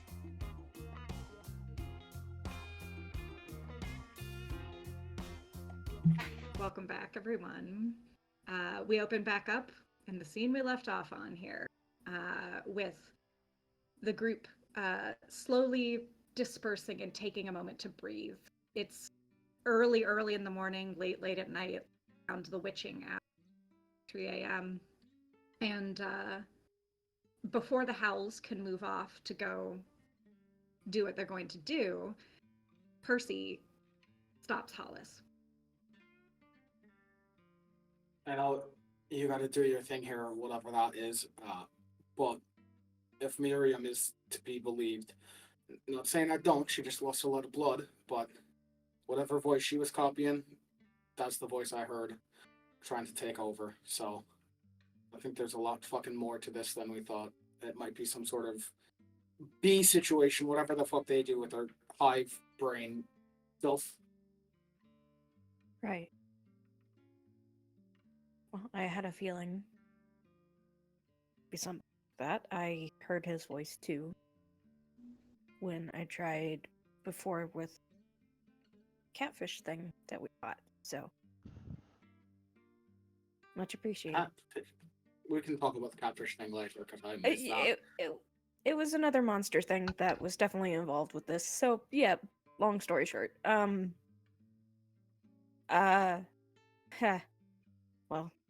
last time I tried, I got hurt. Yeah. So we'll see how this goes. As soon as he hears like Hala saying she got hurt, he'll look to Otis. Alright, you, little one, if she gets hurt again, I'm using you to beat the shite out of whatever hurts Hollis. Got a promise? I could just hurt you now. Did any of your Nope. cockmates here smoke? Because I fucking need one. Percy, I appreciate it. I won't hurt him yet. Otis looks ready to bend over the table. But instead, he Jesus. smiles and links arms with Hollis and says, I'll protect them. This is our You can punishment count for on being me. too horny. I was about to say, but what we're doing in chat was too much. Oh, okay. They're getting revenge on us. I've had All this character in my pocket since the beginning, and I was not sure if Otis would ever become relevant. I don't like this. I don't like this Now he's anymore. everyone's Why problem. are we in this hell? This hell of our Just own remember, making. you guys started it. I will finish it. Let's go. That's fair. I'll That's always fair. up the ante. Yeah, Percy's like, I'll fucking find the smokes on my own. I'll let him I mean, get there off. was a whole big bar that got kind of crushed back there. There might be something to salvage. So. Pretentious fucks like that are all like, oh, the smoke ruins the taste. It's fucking called smoky. Fucking assholes. Oh, look at me, I'm gonna burn some fucking wood chips over a glass fucking whatever and then put that over the cup. Fuck you. Pour the bourbon in a glass, you fucking prick. Percy does not like your designer bars that do all that weird smoke infusion shit. Just give me the bottle and a glass. Fuck you. Percy or Steven, hard to tell. Talking about right now than Percy's taste in bars. I'm just saying, like. Yeah. What? He doesn't go to good bars, but Listen, a local dive bar is so much better than any fancy high-end place. That's Costs true. better too. Their food, I like a food's good better. dive.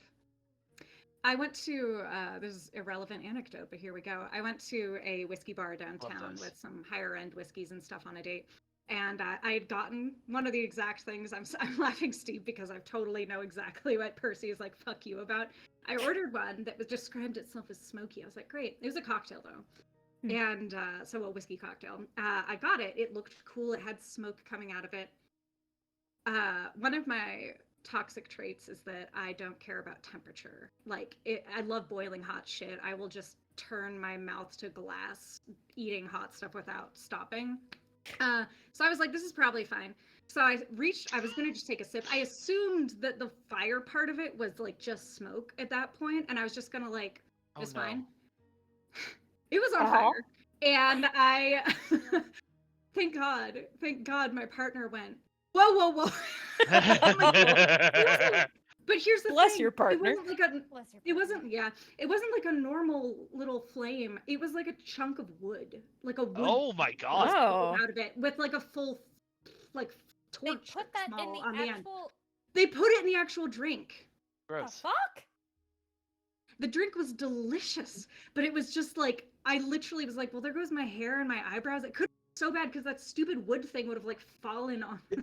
No, Yeah. yeah, no, you would have given Percy. yourself 3rd-degree fucking burns. It's Anyway, supposed to be- I was sorry. trying to. Oaky notes, not a literal chunk of fucking oak. It was like Yeah. a chunk. It was so weird. I was like, God, it did smell good, but at a great cost if you're oblivious to things. Yeah. Anyway. Anyways, Have some But after- activated charcoal with It your tasted whiskey. good, but at what cost? Either way, I guess back into the scene now. Yeah. Anyway, your MC distracted us from our actual scene. Shit. Okay. So Hal's heading off, and then oh, Cal, you mentioned you wanted a moment. Yeah, I Oh. just imagine that you know, we're kind of we're all kind of sitting around. Percy and Cal are sort of leaning on each other in that like, holy shit, this day sucked kind of way. Cal is gonna, you know, look across the room to where Molly is, I assume, you know, dressing a wound or complaining about the alpha or, you know, something. And notice that Percy's attention is also kind of drifting over there. And he's just sort of very quietly gonna say, you should tell her.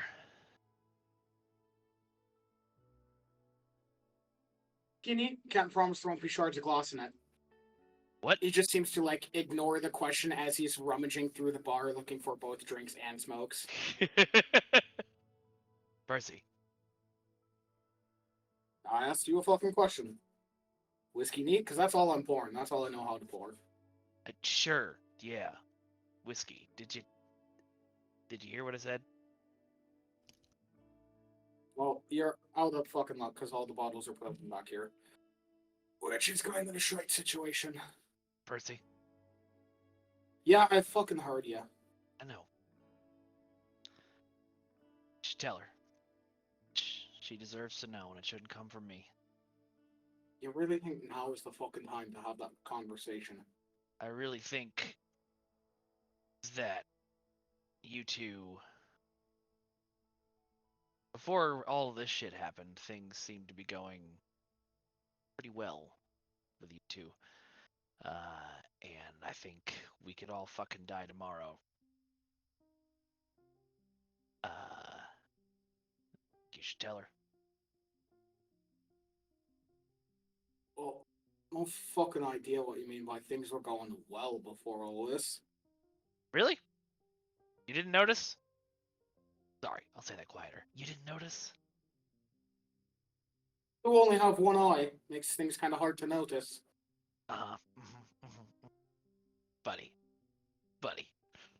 Buddy. And Cal kind of taps his glass to Percy's. You noticed. And I know you did, because I saw you. And I know you said you were sad before and you're happy now, but I started to see some of that happy before. I was real happy to see it. I just know, you know, my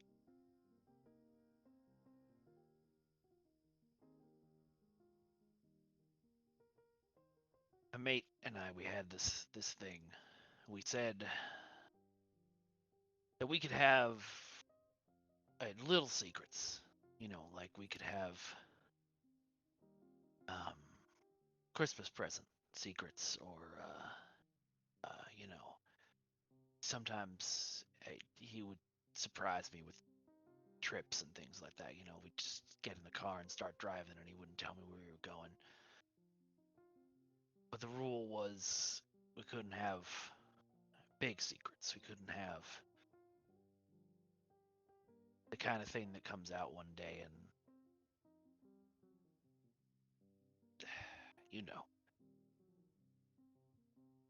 And I think there might be something there, but can't build it on big secrets. And I know you're a zombie man now, but I don't know how much she cares about that. I didn't fucking die. What? Nor did I come back to life. I'm I not mean, our Lord and Savior, werewolf Jesus. I mean, you kind of got, I don't know if you could see the spines kind of make a halo in the human form. So. Yeah, I am aware of what I look like, but I am also aware of the fact that I didn't fucking die. All right. Technicalities. You know, the zombies hadn't died 28 days later. Just saying. The fuck is that? We watched it on movie night. The one with the running zombies. Cal, you know for fucking certain that I have never once participated in movie night. You gotta be fucking kidding me. I could have sworn I made you watch that one. All right. Well, okay. Made, aka, you made me stay in the fucking room, but I fell asleep as soon as I could. I was wondering what the chainsaw noise was. Yeah. Why do you think I have all the beer bottles in the room? That's a real good fucking sound dampener. You know, we could just get you sound dampeners when we get back. They sell them on Amazon now. We can just get them delivered. The fuck is Amazon? What are we going to the fucking Good rainforest for? Fucking God. All right. Put this arm around Percy. We're getting off track. I'll introduce you to the wonders of the World Wide Web when we all get back and we're safe, but just in case we don't all get back and we aren't all safe. You don't want to lose somebody. Regrets in your heart.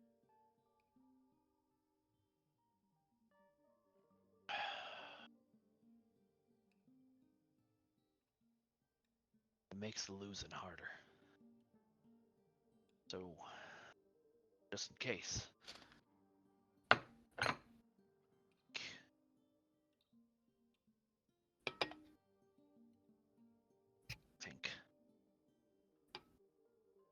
I think this whiskey is shit. Where the hell did you find this? It's not mine. It's Ezra's. Oh, no wonder it's shit. Jesus. Drinking piss water of a whiskey? Glad he's dead. Look, I get what you're saying, Cal, but I don't think this is exactly the type of thing that makes the hearts grow closer. Yeah. It's just as likely to push her away again. Yeah. The pack needs her far more than it needs me. Pack needs all of us. Two of you. Right, but if I go, just say I can at least still keep you safe. You don't have to worry about that. Percy. Go. If he goes, No, listen to me. I've listened. If you go, a part of this pack will be gone forever, and there ain't nobody who can fill that hole. So don't you go telling me that old man arsehole can take your spot, all right? You. First of all, my fucking word. I can use it.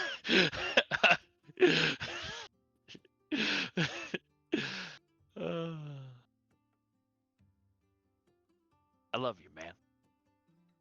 We're all gonna get through this together, and we're gonna fix this, and everybody's gonna come home safe. But just in case, you should tell her. Alright, it may be piss water, but you're fucking drunk. I am not. Maybe I am a little bit. That's weird. Did they... What's the proof on this? I don't know, but whatever it is, I pulled you a double. Ah! That'll do it. Why are you still blinking normally at me? Because I have a problem. Well, I know, you're a fucking werewolf zombie. We talked about this.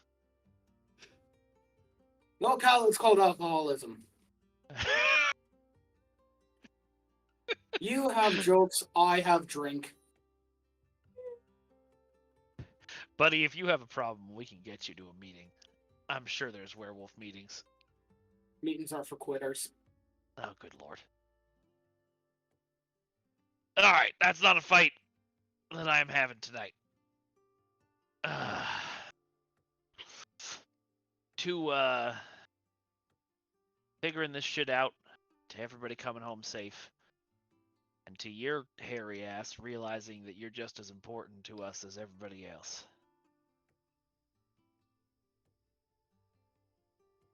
Percy won't quit back at that, and he'll just tink the glass with the full bottle that he's holding in his Alright.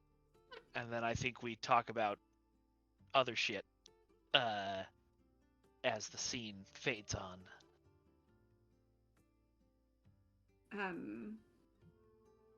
Steve, do you want to break from all this role playing, or do you want to interact with I mean, Molly, or?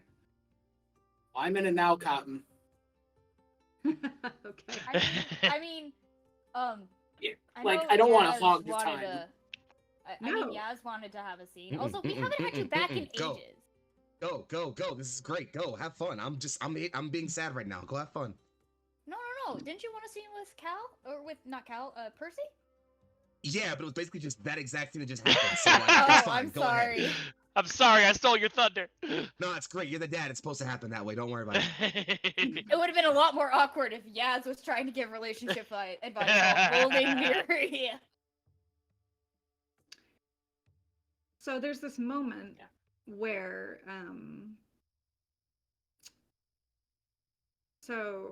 Molly and Percy, horrifyingly enough, there's a moment where you two are left alone.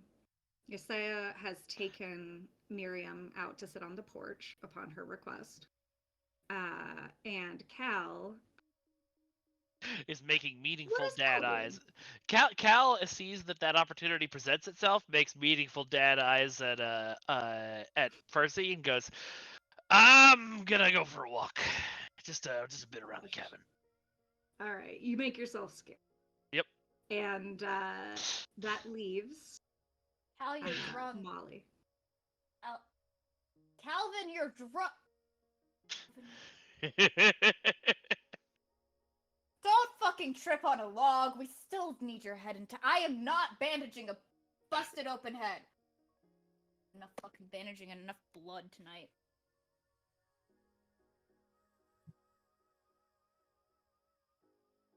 So paint me a mind picture. A lot has happened. What does Molly look like right now? Having run through all that she has seen, what is different about that Percy might notice from when last you saw each other? Molly usually typically has her hair up in a ponytail, but at this point I think from either the scuffle or just something happened, and that ponytail is either lost, broken, or just shredded to a piece because of the whole glass situation and the fight. Her clothes are disheveled. Like, Molly is not herself at all at this point. I think she's lost an earring somewhere. It's not pretty. There's probably glass cuts and scrapes, and probably, yeah, I think at this moment, as we're like focusing in on this scene, Molly's just finally like looking at herself and starting to like just pick out the bits of glass that got stuck in her skin. Because remember, she was still human form when the window was shattered and all that shit.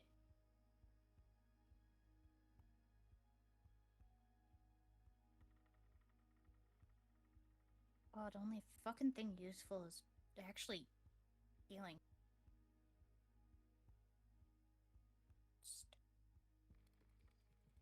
And then suddenly remembers, why is the cabin empty? Oh. Percival, what do you need? currently to fucking talk. And he would have brought over whatever Molly's favorite drink was if they'd ever talked about it beforehand. Or at least like the base of her favorite cocktail and just like set it down. I was gonna say, yeah, Molly's much more of a cocktail girl. Very light alcohol.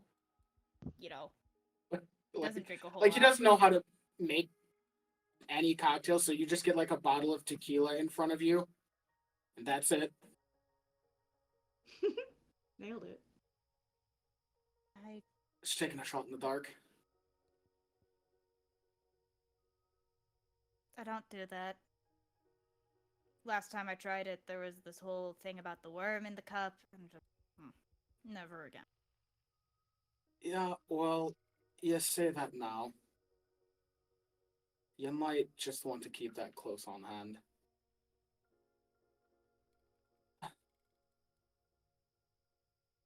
Cal's being a right fucking prick about this. Do you remember when you returned? And that at that point, Molly just like rips open the tequila and takes a giant ass swig. Percy, it sounds to me like you are trying to provoke spill. What is provoke spill? I'm glad that the audience asked. So Thanks, audience! Thank you. Oh, yes, the audience that exists. So, provoking spill is a cool opportunity to get more pack pool, which I am definitely not pushing hard for no reason.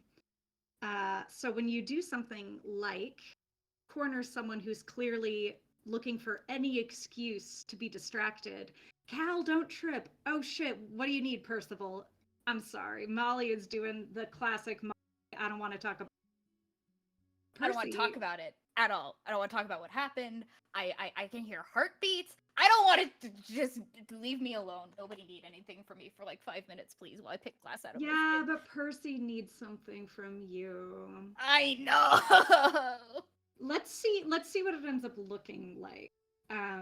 So Steve, could you please roll heart? And then let me know whatever you get. Yeah, that's 8. Ooh. Okay, so in this case, it is a mixed success. So yes, Molly is gonna spill in whatever flavor Molly's player feels like. There is gonna be an emotional give here. And Steve, you can pick one of these two. The first thing is you could say that their response provokes you to spill as well, as if she had rolled a perfect success. Or Molly can opt to omit an aspect of the truth in their spill, but you don't get the pack pool element of the spill move. Oh, this is absolutely a spill for Double spill spill. moment. Double spill. Double spill. Double spill. I wasn't going to bring it up until later, but this also plays into Percy's intimacy move, where if you and another PC share an intimate moment, you tell them about your guilty heart. This exact situation, if they reject you afterwards, you take +2 to my next action to defend them. If they do not reject you, you take +1 to the next action to defend them. Hell yeah. All right. Spill. I choke. I'm so eager. Spill. So Yeah, what do you remember? Every fucking day of my life. Since, yeah. Even leaving the fucking pack, I couldn't get Artemis and Jason screams out of my head. So what do you fucking want about that? You remember how it happened? Who it was? Vaguely. Trying not to try and keep remembering the details of the fucking bastard.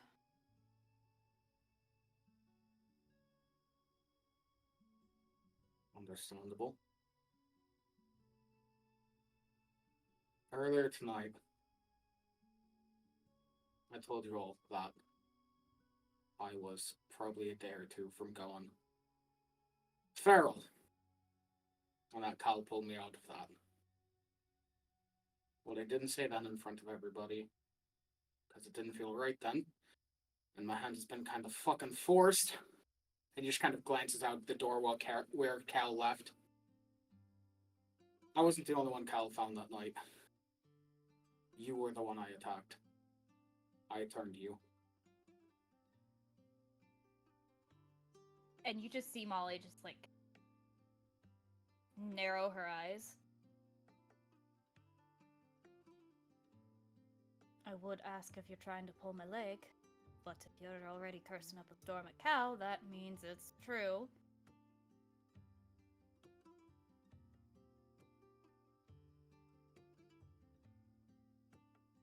You're not fucking. No. And it's especially hurtful because I wasn't lying when I said I wasn't turned by choice either. So to know I did that to somebody else. Well, you can see how a man develops an alcohol problem. Exactly. But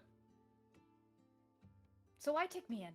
Why take me in at Greenforest? I mean, old Alpha probably would have not thought fucking twice about some rogue in the fucking woods. Who pushed for it? Cal? You? Who? Probably a combination of both. More so Cal at first. Once I regained my senses, started becoming... Well, human ain't the right fucking word for it, but coming back to the world. I didn't want you to die because I am a fucking arsehole. I didn't know what to do with you. We knew we couldn't just fucking send you out there, loose into the world. So Cal said we would take care of you. But knowing what I did, that's why I probably haven't exactly been as friendly to you as I could have been.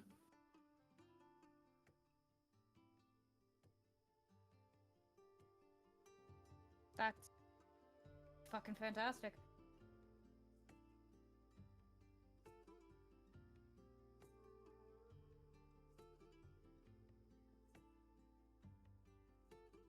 Right. Right. So you're telling me. You're fucking telling me. You're the reason why I'm in this shit now. Aye, that's about right. You're the reason why when I went home, I was immediately sniffed out by a pack of fucking mange-ass coyotes. That are like us, by the way. You know, that's the even more fucked up thing. And, like, just for audience note, this is Molly spilling. Anger is how she spills a lot. You're the fucking reason that I got sniffed out. Almost had my family killed. And instead, I had to eradicate nearly an entire fucking pack of people because if not else, they would have gone for my family anyways. It was a lose-lose situation out there, Percy. I had to work with hunters.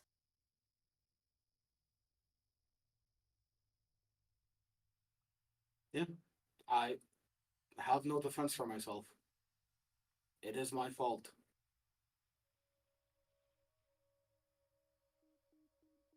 I know how rough it is having to figure this out on your own. And start this journey without a pack to fucking guide you. Again, that's how I ended up in the situation I did. I tried to reject it all. I was constantly chased, constantly had to fight. I had no protection. It was kill or be killed. I know the situation that I put you in. Maybe not exactly to a fucking T, but I know where you were. And that's why What the fuck was I supposed to tell you before this? I didn't ever want to fucking tell you. Oh, cool. So you're just gonna let me waltz back into this pack? let them become family again and just keep this entire fucking secret festering. Like, I wouldn't find out eventually anyways. You didn't just tell me from day one from the jump. Never claimed I was a smart man. And Cal wouldn't tell you because Cal put it on me to tell you. Which, in fairness, I should have been the one to tell you. And in fairness, I should have fucking manned up and told you a fucking hell of a lot sooner than I did now.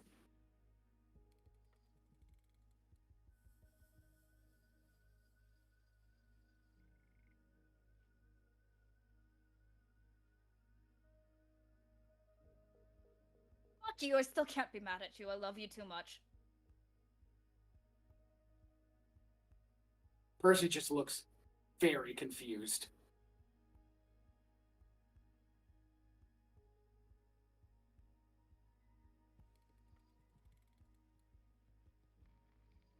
Insufferable Irish prick.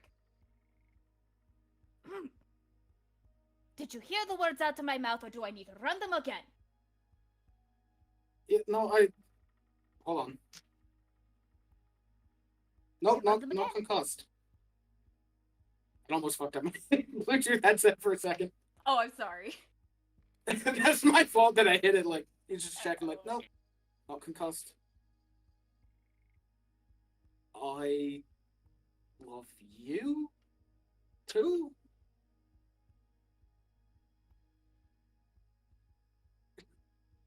You're working on it. That's fair. You're working on it. I just...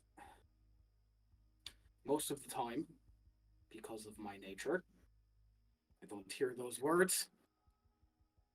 And when I do, they're either not truthful, or they're drunk. And you haven't drank enough of that tequila yet. I know you. You're not drunk yet. Well, another half swig and I would be drunk, but... And Molly's just, like, sets it down. I can't. I really can't. Mom always had a rule, don't drink when you're, like, fucking angry or sad, because it just makes it worse, and... Weird. My family had a different thing, so you drink when you feel angry or sad. It makes the voices go quiet.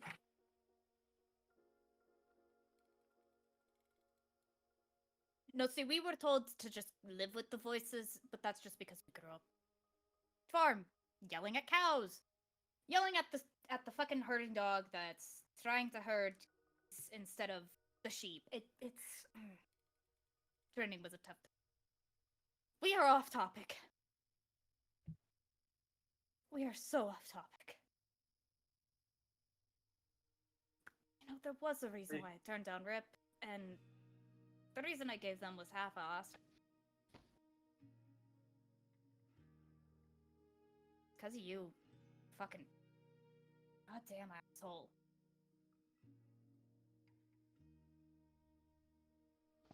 Goddamn Darsol. Got no argument from you there. I can leave you alone to process this if you want. Yes, please. No, don't. Yes, no. Fuck, don't leave me alone. The last time I was left alone, I went too fucking squirrely, and...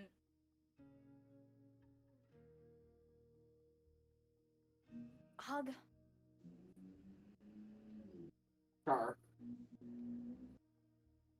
Yeah, well.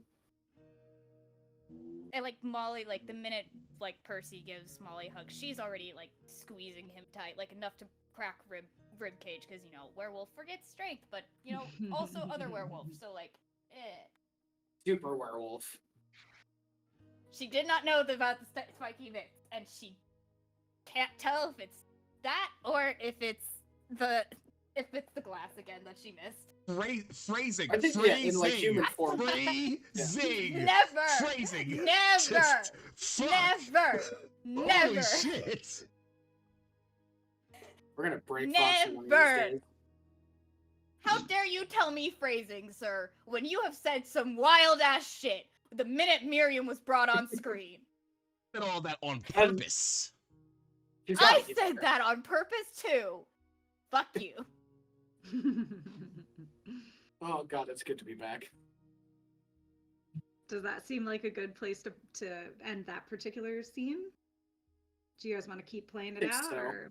I mean, what else there is other than say they schmooch? I mean, you got to make the audience work for that one. Yeah, we gotta say we're not to that Do you episode switch? yet. Okay, slower burn. Fair enough. I loved getting to see this mutual spell. Also, you guys got +2 pack pool. I'm fudging the rules a little bit. Technically, we already got a pack pool out of Percy, but I don't know. I'm the MC. Do what I want. Great. And now we're gonna go ahead. Yesaya, do you want a moment? Let's take a moment with Miriam before we go over to the house. I won't say no to one of those. You two are out on the porch, and she is probably, gosh, are you in human or werewolf form? I think human by now. She's sitting next to you, and your eyes are touching on the porch as you're sitting there pretending that there isn't black, dead sludge surrounding the house. And looking over. It's gorgeous out. It's really a beautiful night. The rain has stopped, by the way. I should have mentioned that ages ago. The rain is now left, so there's that. There's just that very clean feeling in the woods and the forest. Like, even the RVs and the tin corrugated gleaming, like, it's just pretty. There's something lovely. And in this moment, when you're looking across this little abandoned kind of community, recently abandoned, you could see, you could easily pick vibrant and wonder it could be at its best. Like, this is a place that is loved, just a little beat up right now. And Miriam is stitched up, thanks to our prodigal, and she's very thoughtful. She's just leaning her head on your bicep and sort of doing that soft, disassociating staring, but the physical contact seems to be growing for her. And she's staring at one particular mobile home. It's hers, and she's sort of just staring at it thoughtfully. Yesaya looks says like the nothing windows have been for. broken. Yesaya says nothing for a long while, just letting her stare, but does follow where her eyes go. And after a long silence, humans are curious creatures. They have to carry everything they believe in with them and stay in every place they call home with it. It ruins places like this sometimes, destroys them. It's a strange sentiment. One I feel I might have forgotten if not for some people.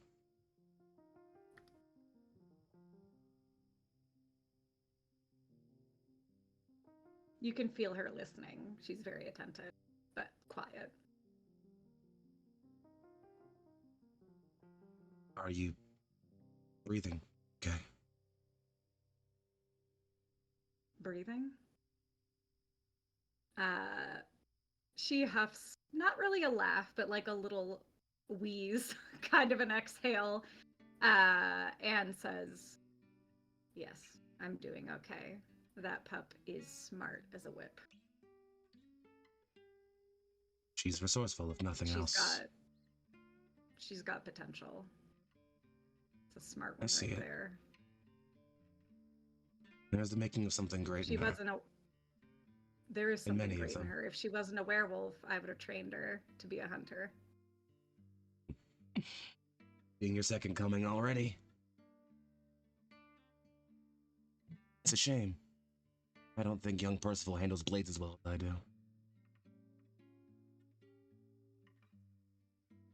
She, I don't need swords. when you bring up Percy, her smile sort of fades, reminding her, I think, of Percy is literally a physical embodiment of some of the remaining challenges that we still have on our plate. So she sobers up a little bit at that. Also, I mean, they hate each other. A lot of stuff has happened. A lot of stuff. For Miriam, a lot of shit has happened on her end. And things that happened a few days ago seem like they happened years ago. To her.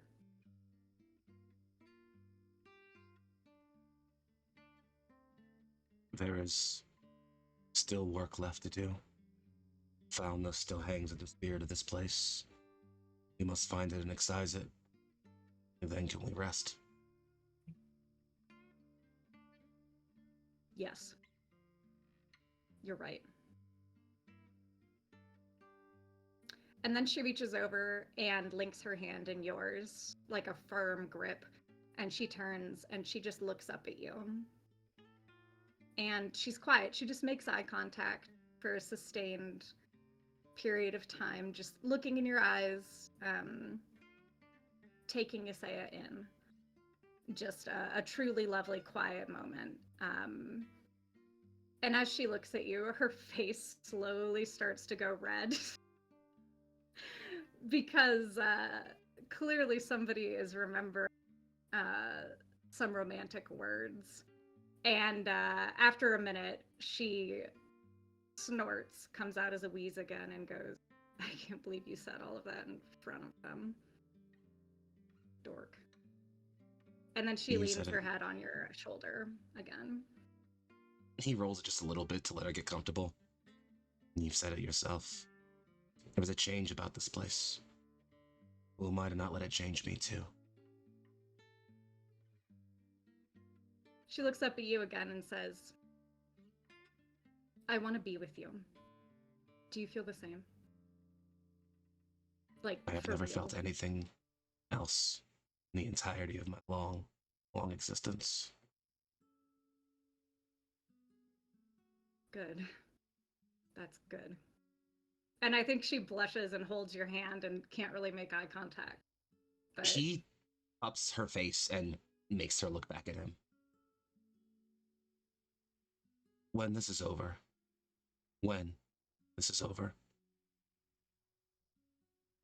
he will show me how far that thing.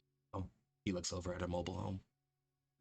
He will find a place far and quiet, where the water is serene, grass soft, and you and I will find a peace we've deserved for so very long.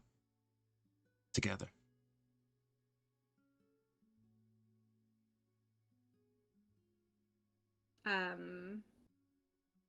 She whispers, all right. And then we're gonna fade that scene. I think before then, he actually really intently, nothing roughly, but cups her face a bit seriously. No. No more running from me. Say it like you mean it. She smiles, and after sort of the little chin grab, it sort of wakes her up a little bit, and the moment of gentleness sort of shakes her back into herself a little bit, and she rolls her eyes and grabs either face and leans up and gives like a proper good kiss. That's a fair enough place to leave that, I Crowd think. goes wild. There we go. That's where All we right. fade. That's where we fade. Do we have enough in us to get the house started on a scene before we wind down? All right, we're doing it. We're going in, you guys. You guys have been total troopers tonight. We're here. Do it. You guys are doing it. We're nailing it. All right, we're going in. House. Okay, it's you and me. All right, Kellen. So, what you and Odie go together to a quieter area kind of behind the house where some of this sludge has been splattered.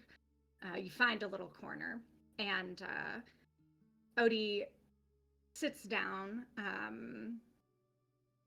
just right there in the middle of the dirt, not in the middle of the ship, but just on the edge of it, and looks at you and pats the ground next to him.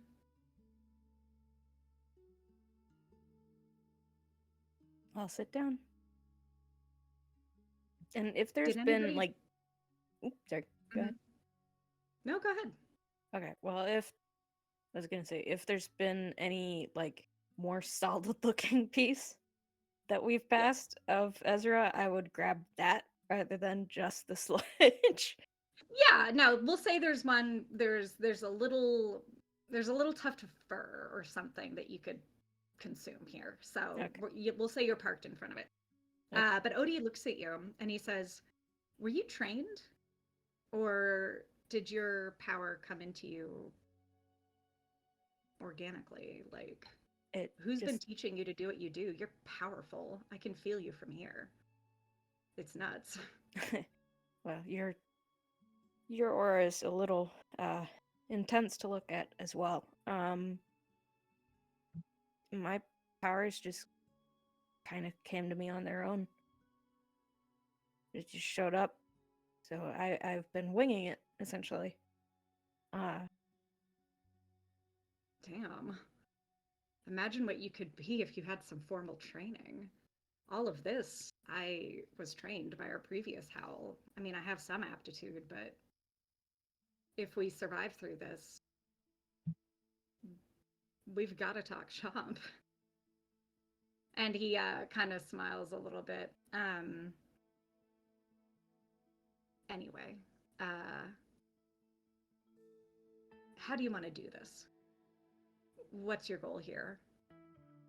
Well, if this wasn't Ezra, at least if this wasn't the original Ezra,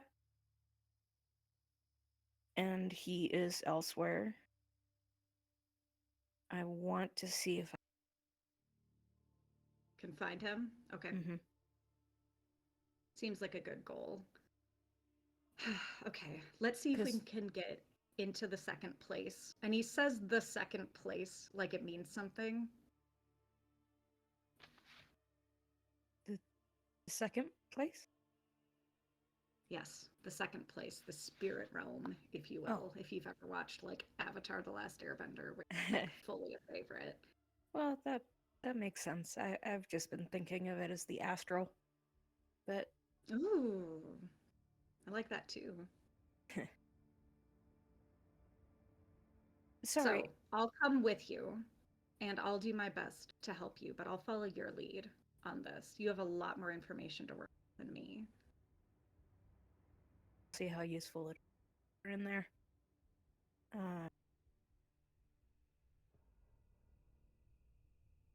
Sorry, but before we get started, what do you see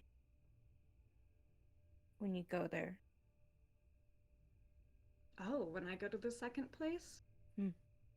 It's all underwater. Huh. Like you're swimming.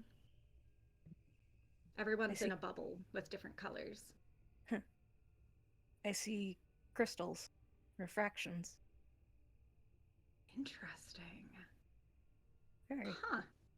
Yeah.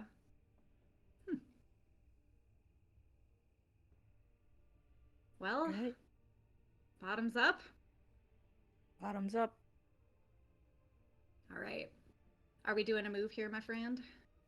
Yes. We're gonna eat some knowledge. Dead.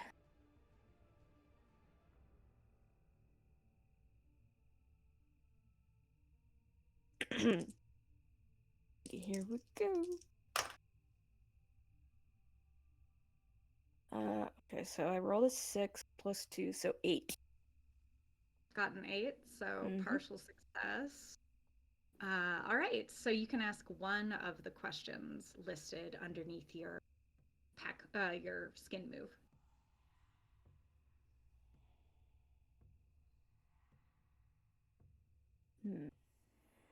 All of these are good.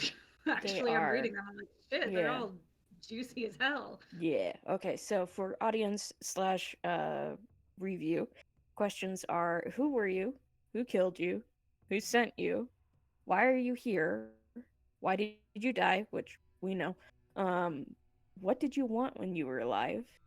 What was your secret? And what do I need to know? So,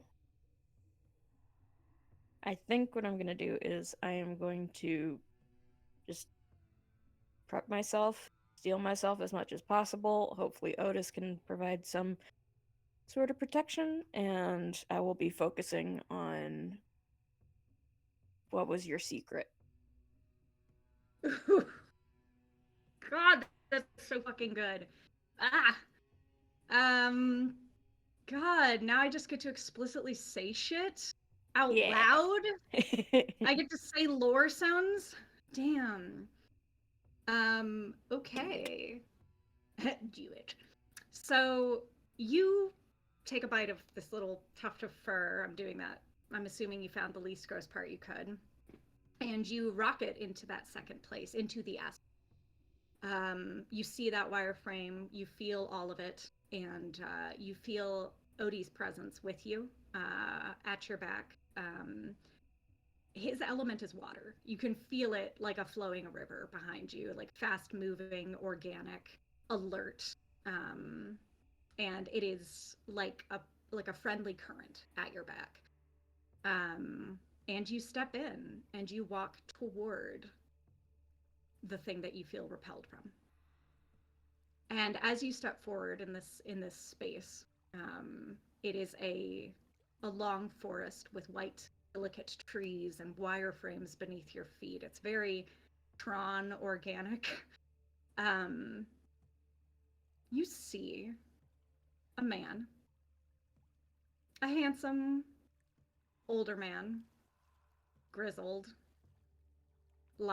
hard lines across the face, outdoorsy type. And he's looking at you from over his shoulder. And he's quiet. And when you say, "What is your secret?" his face twists. No, you're not going to get my secrets out of me that easy. And you feel him start to put up a shield. But you see the holes in the shield. You see the gaps in the wireframe. This person isn't a howl. This person, he shouldn't be here. He doesn't feel like he's part of the astral. He doesn't feel like he's been trained or even naturally exists in the second place. He's like a tumor. He's not supposed to be here. And so for that reason, the astral itself seems to assist you with that great role. And despite his words, despite the threatening growl in his tone, you're able to slip past his mental defenses. They're far less elaborate than your own. And you go inside. And you see motherfucking aliens. Oh shit. Yeah, you do. You see motherfucking aliens. There's a spaceship. A full-ass fucking spaceship. There's the interior of it. And you see these osteodermed, bipedal, difficult to discern the shape of them and the anatomy. They're sort of, indistinct shapes, speaking to each other and tapping some kind of dashboard. And that image flickers. You see that on the dash, sort of this floating hollow screen, there's a glimpse of what you could swear is the protector. Just a moments of a flash of it, and they zoom in briefly, but then the scene flickers and is gone. Then you follow a trail of that silver dust, swirling through the forest, through your territory, through Greenforest National Park. This dust from the protector that you met. An ancient being on the run.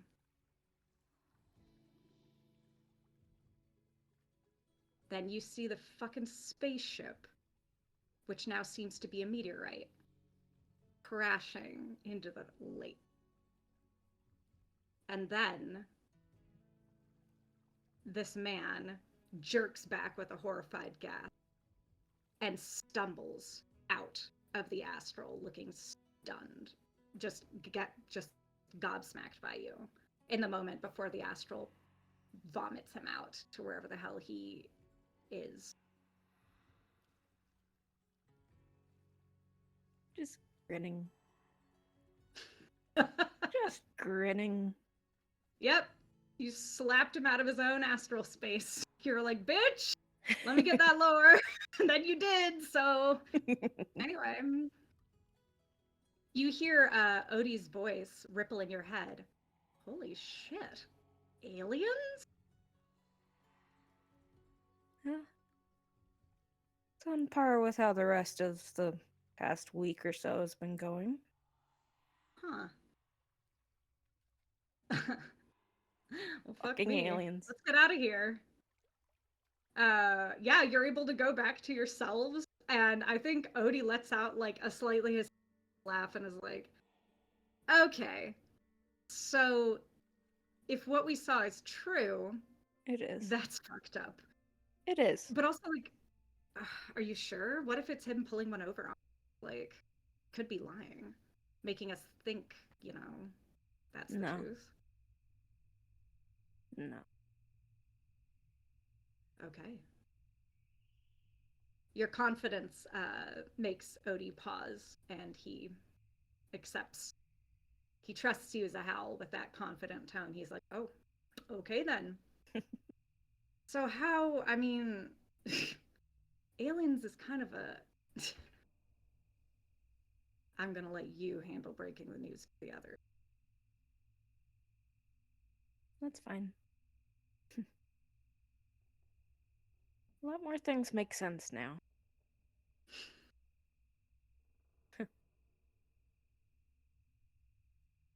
King A.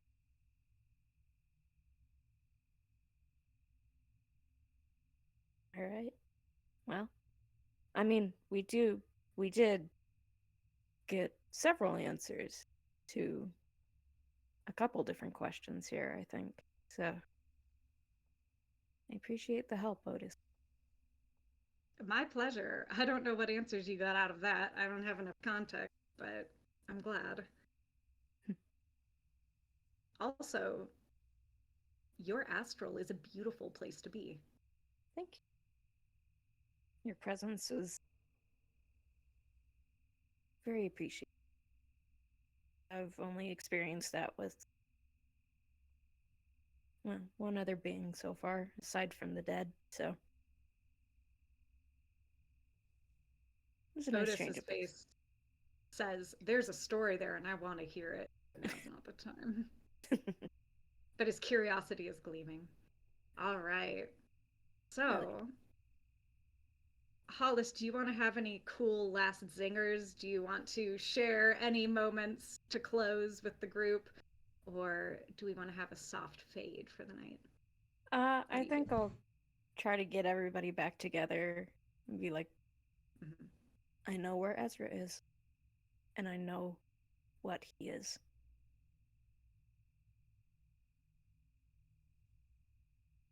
And then we end him once and for all. Agreed. And we protect the forest. Yeah. To a glorious hunt. Yes. It just kept getting better. All right. Is it okay if we scene here, my friends? Does that seem like a good spot? Holy shit. Let's do it. So good to be Jeez, back. this discussion Oh my was god, I so- missed you all so much. For I missed you real. guys too. I hope it wasn't too slow of a session, but also a lot happened. A lot got done. So A lot got happened. Yes. Absolutely. Couldn't A say lot that got better. happened. indeed. A lot got happened. Session title right there. Yep. A lot got Lunar lot Pulse. happened. A lot got happened. a lot got happened. Episode We've 10. We found the name of this episode. Mhm. A lot got happened. There it is. What got happened? Uh-huh. I just Oh, love 9 goodness. times out of 10, revealing aliens is the most mind-changing shit. But the week we've had, Hollis is just like, yeah, that tracks. That makes so Yep, much sense. aliens. Yeah. I mean, I mean, we all watch the History Channel. Oh yeah. Yeah. Oh, Ancient God, aliens God, I will bullshit. never. Fuck I'm off. so mad at History Channel forever still. Yes. Agreed. Wow. Ancient Aliens. Terrible show. Who knew? But So bad. aliens.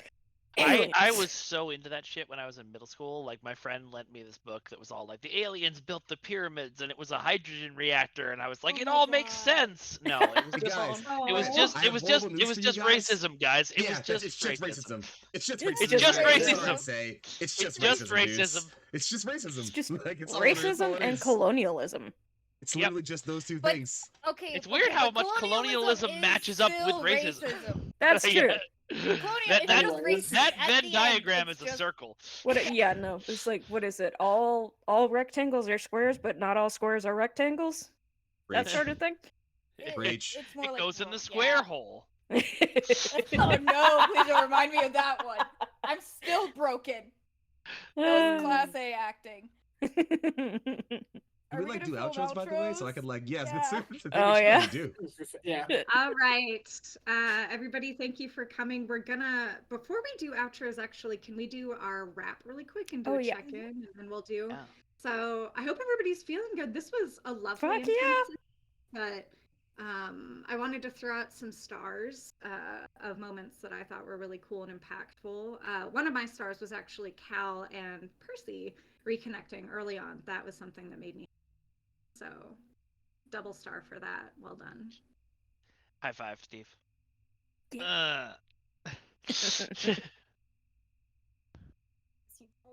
Any other stars to throw around? Oh God, so many. Mhm. I'm gonna toss one at actually you're gonna get a bunch of stars tonight, Steve. Welcome back. I'm gonna toss it at the Molly and Percy scene because that was such a realistically played out reaction to something completely insane to talk about.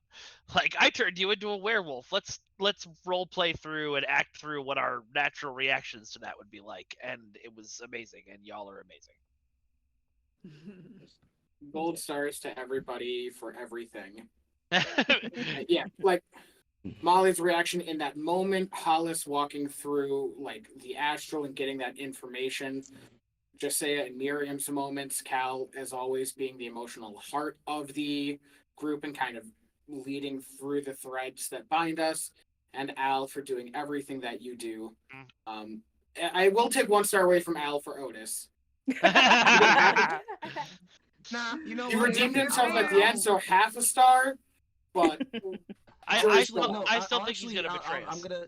Yeah, you know what? I'm actually gonna go ahead and give that star right back for it's a combination star. One partially to Al, but also to Hollis. I feel like despite literally like not being more than like a 10 or so minute scene, there was so much world building built in the interactions between Hollis and Otis, and I think that like we see so much of like the varying scale of what it means to be a Howl and how that looks so differently for each individual, and that it creates it's the thing that like any good anime does, where it's like you get a whole first season of world building, you're like, okay, cool, I know how this world works, and then someone happens in season 2 and you're like, wait a minute, hold on, that breaks the rules. Wait a minute. just I will say no, like it was marvelous. The little lore dump where he's like, "Oh, I've had training. That's why I'm like this. I'm not just a super special Mary Sue." It's like, it's just that thing you don't think about of like, oh, there's actually like training to this, and Hollis doesn't have that, but to still then also show what potential she has.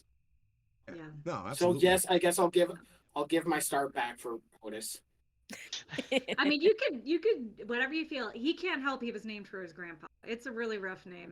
Trying to It is a reclaim really that. rough- Ugh. I thought he was Yeah. just a fan of It was- R&B. I thought he was a fan of professional wrestling, you know. Either or. Nope, There are he's 3 just kinds of redneck. people? Living his He's life. unfortunately Midwestern redneck. Oh god, that's the worst type of redneck because I grew up He in is what he rural is. Wisconsin. I've seen them. It's bad. They are terrible. I've seen my fair share of them in Nebraska. It ain't much better the further west you go. The South will rise again. You're in Wisconsin. Shut the fuck up. Okay, all right. I think we've derailed. Jesus, yeah. As always. Sorry, stars. Gold more star to stars. Molly because holy shit, I love you, girl. Like, good God, like being angry but still processing all of that in the moment while it's happening. It's like, holy shit, that would be a lot to deal with, and she dealt with it beautifully. Yeah, that everything was building up to that. It was so satisfying. Steve, I'm so glad you were able to squeak some time in to come join us because Hell yeah. like we wouldn't have. makes Oh my everything god, it was better. so good to see you and have Percy finally deeply satisfied. And also, one of the most excellent things was getting to get some spell from that one. I'm pointing at Rainy because the Molly lore, so much of it is intertwined with Percy's story too. So I'm really pleased that we got some of that on camera. Lord. And on It's that time. note, We're too, almost done gold with the star. game, so. Yeah. Gold That was star kinda for all why the I did- romance stuff. That was kind of why I That's dropped that sappy scene. I was romantic. like, we gotta get this out in the open now, so they Yeah. can roleplay the hell out of it. A wing alpha. My gold star. I'm just gonna pass it around the horn. I mean, it's a lot's happened. First of all, gold star to Foxy for not only not 1, not 2, not 3, but 4 fucking sweet ass lines from Yasea to Miriam, and in the space of 2, 3 touching moments. You flatter me. Seriously. Yeah, when you that introduced talks to you like Yasea talks to Miriam. Yeah, good God. when you introduced this character concept, you didn't mention that he was that Cyrano de Bergerac was based on him. Yeah. No, you did not mention that he's going to be a sweet, like a fucking sweet, old ass, romantic, Mhm. old world. Fighter's You hands, gave- a poet's heart. Oh, Exactly. stop. No. No. Never. Secondarily, flatter me, friends. I appreciate I'm it just very going much. around at people as I see them. Hollis, a gold star to you for not only having again that touching moment with Otis and doing that world building of like the differences in Howl stuff, but also like taking charge in actually relaying information to Otis with Cal and all that. Like you guys piggyback through that scene a lot better than I could have even have Molly done. And I can't wait to drop what I learned from you is Locket yet. Next episode, that's gonna be great. It's gonna be fun. It's gonna be fresh. Thirdly, Cal, you're getting a gold star for that hilarious pep talk with Percy to get into the spill scene. But also, that is the most. It's the most Cal way to ever do it. It's. Thank you for bringing back. Thank you. He really is the dad. I miss our alpha dad so much. And I cannot wait to make a callback to episode 1 in our last episode that will tie it all together later. And then my last gold star, or my 4th gold star is to Percy, or, Steve. Thank you for A, coming back, and B, for being a fantastic partner to bounce off of for that Molly and Percy scene. Because I don't think we could have done it any other way than we did it. Like, it would have been rough to do it without. Glad to have you back, and glad we got incredible. You are a fantastic actor, and I hope to be at another table with you some. And then the last gold star, but certainly not the least, to our illustrious Master. I'm sorry, I'm so wordy. I get very verbose. No, That's fine. We like it. You are. For not only leading us through such beautiful moments earlier in this game and through the last of tonight, but also for just that really impactful moment with Hollis in the lore dump. You just painted the scene so perfect.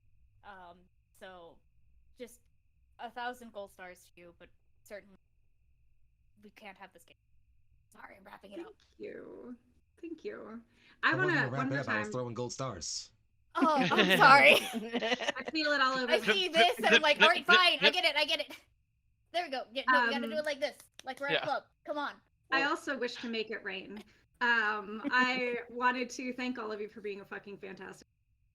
Everybody, you guys can't see this behind the scenes. This group has the most hilarious chemistry and like the snappiest memes and jokes. It's great.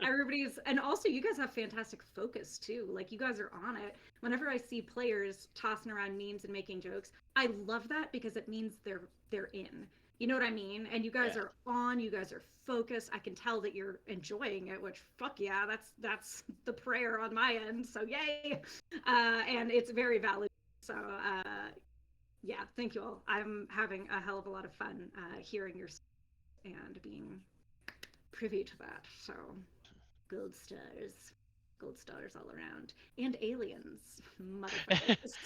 Sometimes it is aliens. X-Files starts playing. Sometimes it simply is. Sometimes it's complicated, and sometimes it is simply extraterrestrial. The last Bitemarks I did was very like culty spiritualist, and this one I was like, well, anyway, I'll go into that more after the finale. But I was just like, what if I do something a little different? But yes, anyway, any more stars we want to throw around before out? Oh, heartbeats. Might as fucking well. let's slam through some heartbeats. This will probably be the last time that we do this. But go ahead, please, when I call your name, if you could read out the heartbeats of your character and then a moment that you think you might have tonight. So we'll start with our gray pelt. My heartbeats are experienced, scarred, and ending. I will call on my last scene for ending if that feels appropriate. Mm-hmm. There's actually one thing I want to add too, Foxy. If you want, one thing with the heartbeats is you could change. This is your opportunity. If you feel like your character has grown, feel free now to select new heart. And if you feel like your character growth in some way, feel free to like read it. Just let us know what you did. I might just do that. I'm gonna cook on that one at some point. Yeah. Yeah, I'm gonna think on this for a little bit, but I think I will indeed swap my ending heartbeat to. We'll figure it out. There's something in there. I'll find it. Do you want us to circle back around to you at the end? Give you a second to choose from the menu. Red sauce enchiladas. I'm gonna do the weird thing, and I'm gonna take gentle as a heartbeat. Not because Yesaya is, but because I think he's trying to be. He's changing. And he's doing a good job. Changing to be gentle. He's working towards the tranquility and peace that he wants with Miriam. So yeah. Well, he's learning that he doesn't have to be thorny. Yeah. Mm-hmm. Yeah. Mm-hmm. We're making the old man feel again. I love that for him. All right, moving along to our beloved Hal. Do you have any changes to your heartbeats? And if so, whatever it may look like. Honestly, I don't know, because my heartbeats are comforting, persuasive, and calculating. Mm-hmm. So, do you think any of those might have changed? I'm looking at inspiring. Yeah, I was weighing that or charismatic almost, but I don't know. I would say there's ample evidence. I mean, yeah, you know what? I'm gonna switch calculating to inspiring. Fuck yeah. Fuck yeah. We love a good change up. Can you think of a moment that you were inspiring tonight? Well, that moment with Otis when he just believed me. Yeah, no, Otis just fully believing you, and also Otis, holy shit, this person is untrained. Like, Otis is like, Jesus Christ, this is awesome. Like, get to train this person, maybe.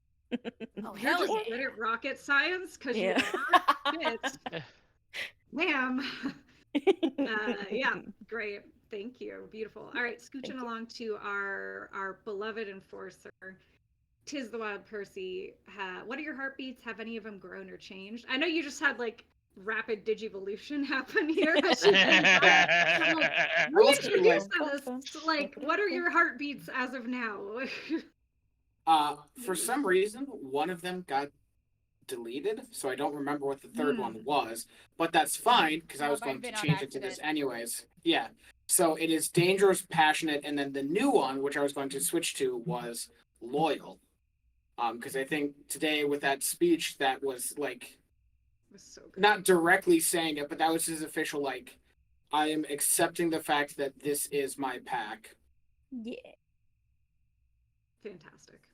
I completely that was 100% just what he said in a Percy way. So yeah, beautiful.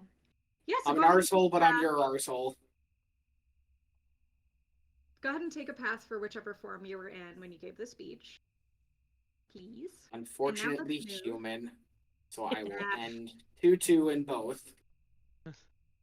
I mean, we can talk about that too, by the way. It's actually kind of fitting to leave it like that with how his arc is kind of coming to a close. You deserve a chance to level up another time. Oh no, Al did, because they are a great MC. I did pick 2 new moves before the session started just to match with everybody. So don't worry. Alrighty, Alpha. I promise to try harder about remembering State of the Pack next time. Thank you, I guess Foxy or whomever That's all right. reminded. I gotta try harder to do that too. So what are your heartbeats, and have any of them changed? And I don't think any of them have changed. It's controlled, steady, and protective. And I think he's just kind of stayed on that level, even as he's learned and grown about other things. I don't know. Did I get protective either in pushing Percy or in like fighting the scary things?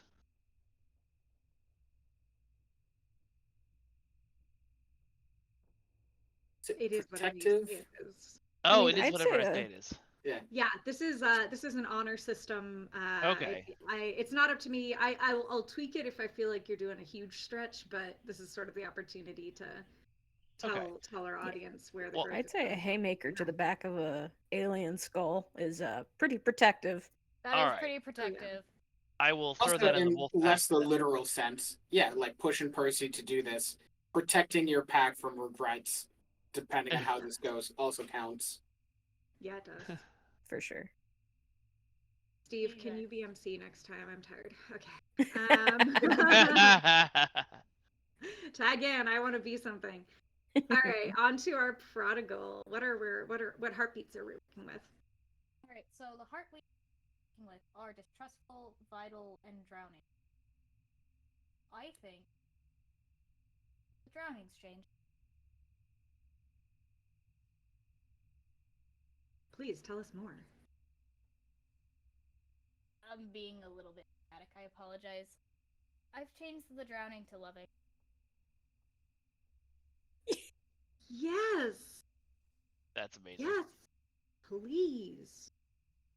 Speed running romance, guys. Hurry the fuck up. Not only just speed loving the romance, but I think it's more the fact that she's learning to just love the pack as a whole and as a safety net. Yep. Percival's right. Without them, she probably could have been way off where he was. So Yeah. Percival and Cal did the right thing, even if I agree. It's making a tiny dot. Still haven't picked level up last time, and I don't want to erase that from the human path because obviously that loving moment happened. Human path, because Molly strictly stays human. But I'm doing my own weird sheet stuff where I forgot to change and take a different move. So I'm just putting the other dot there so I remember after I take them to fill in the human path moon. Totally fine. All right. So is it okay if we hop on to some brisk outros because you all are, it's like 1 a.m. Okay, let's go ahead and start with Steve. Who are you? Hello, thank you. I'm glad to be back. I'm Steve. You can find me on Twitter at DJStevosaurus or Instagram. That's basically anywhere you'll find me under that username. I played Percy Drennan, your lovable enforcer. You can also see me around here, probably on other shows on Neon Lights Roleplay and Lost Caravan. Just keep an eye out. Fabulous. All right, moving on to our absolutely beloved Foxy, who's an utter hero, by the way, for setting everything up. Foxy is single-handedly...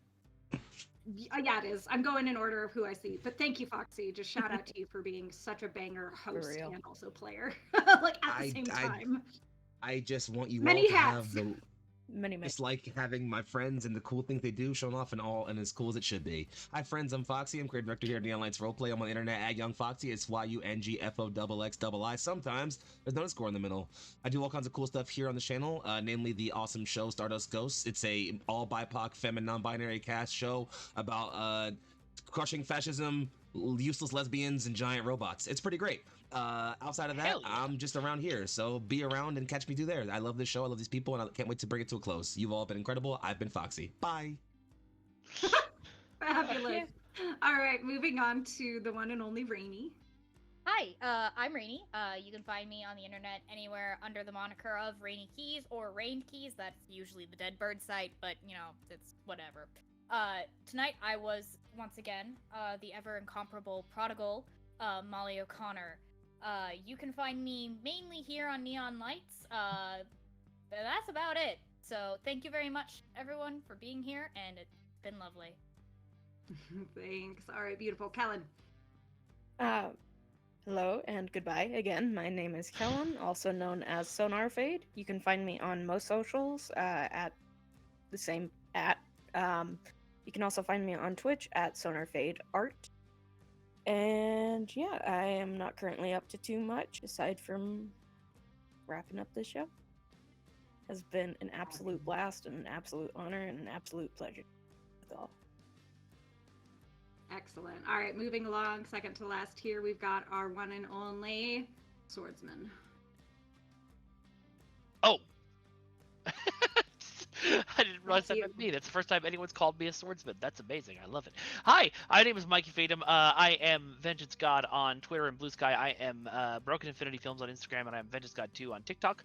I've got 3 podcasts. I'm on the Ace of Geeks podcast, Yavin Radio, and to Edge of Reality. For descriptions of all those, see any previous episode of Bitemarks at the end. And also, please check out the League of Swords. It is my darling, wonderful project, and it is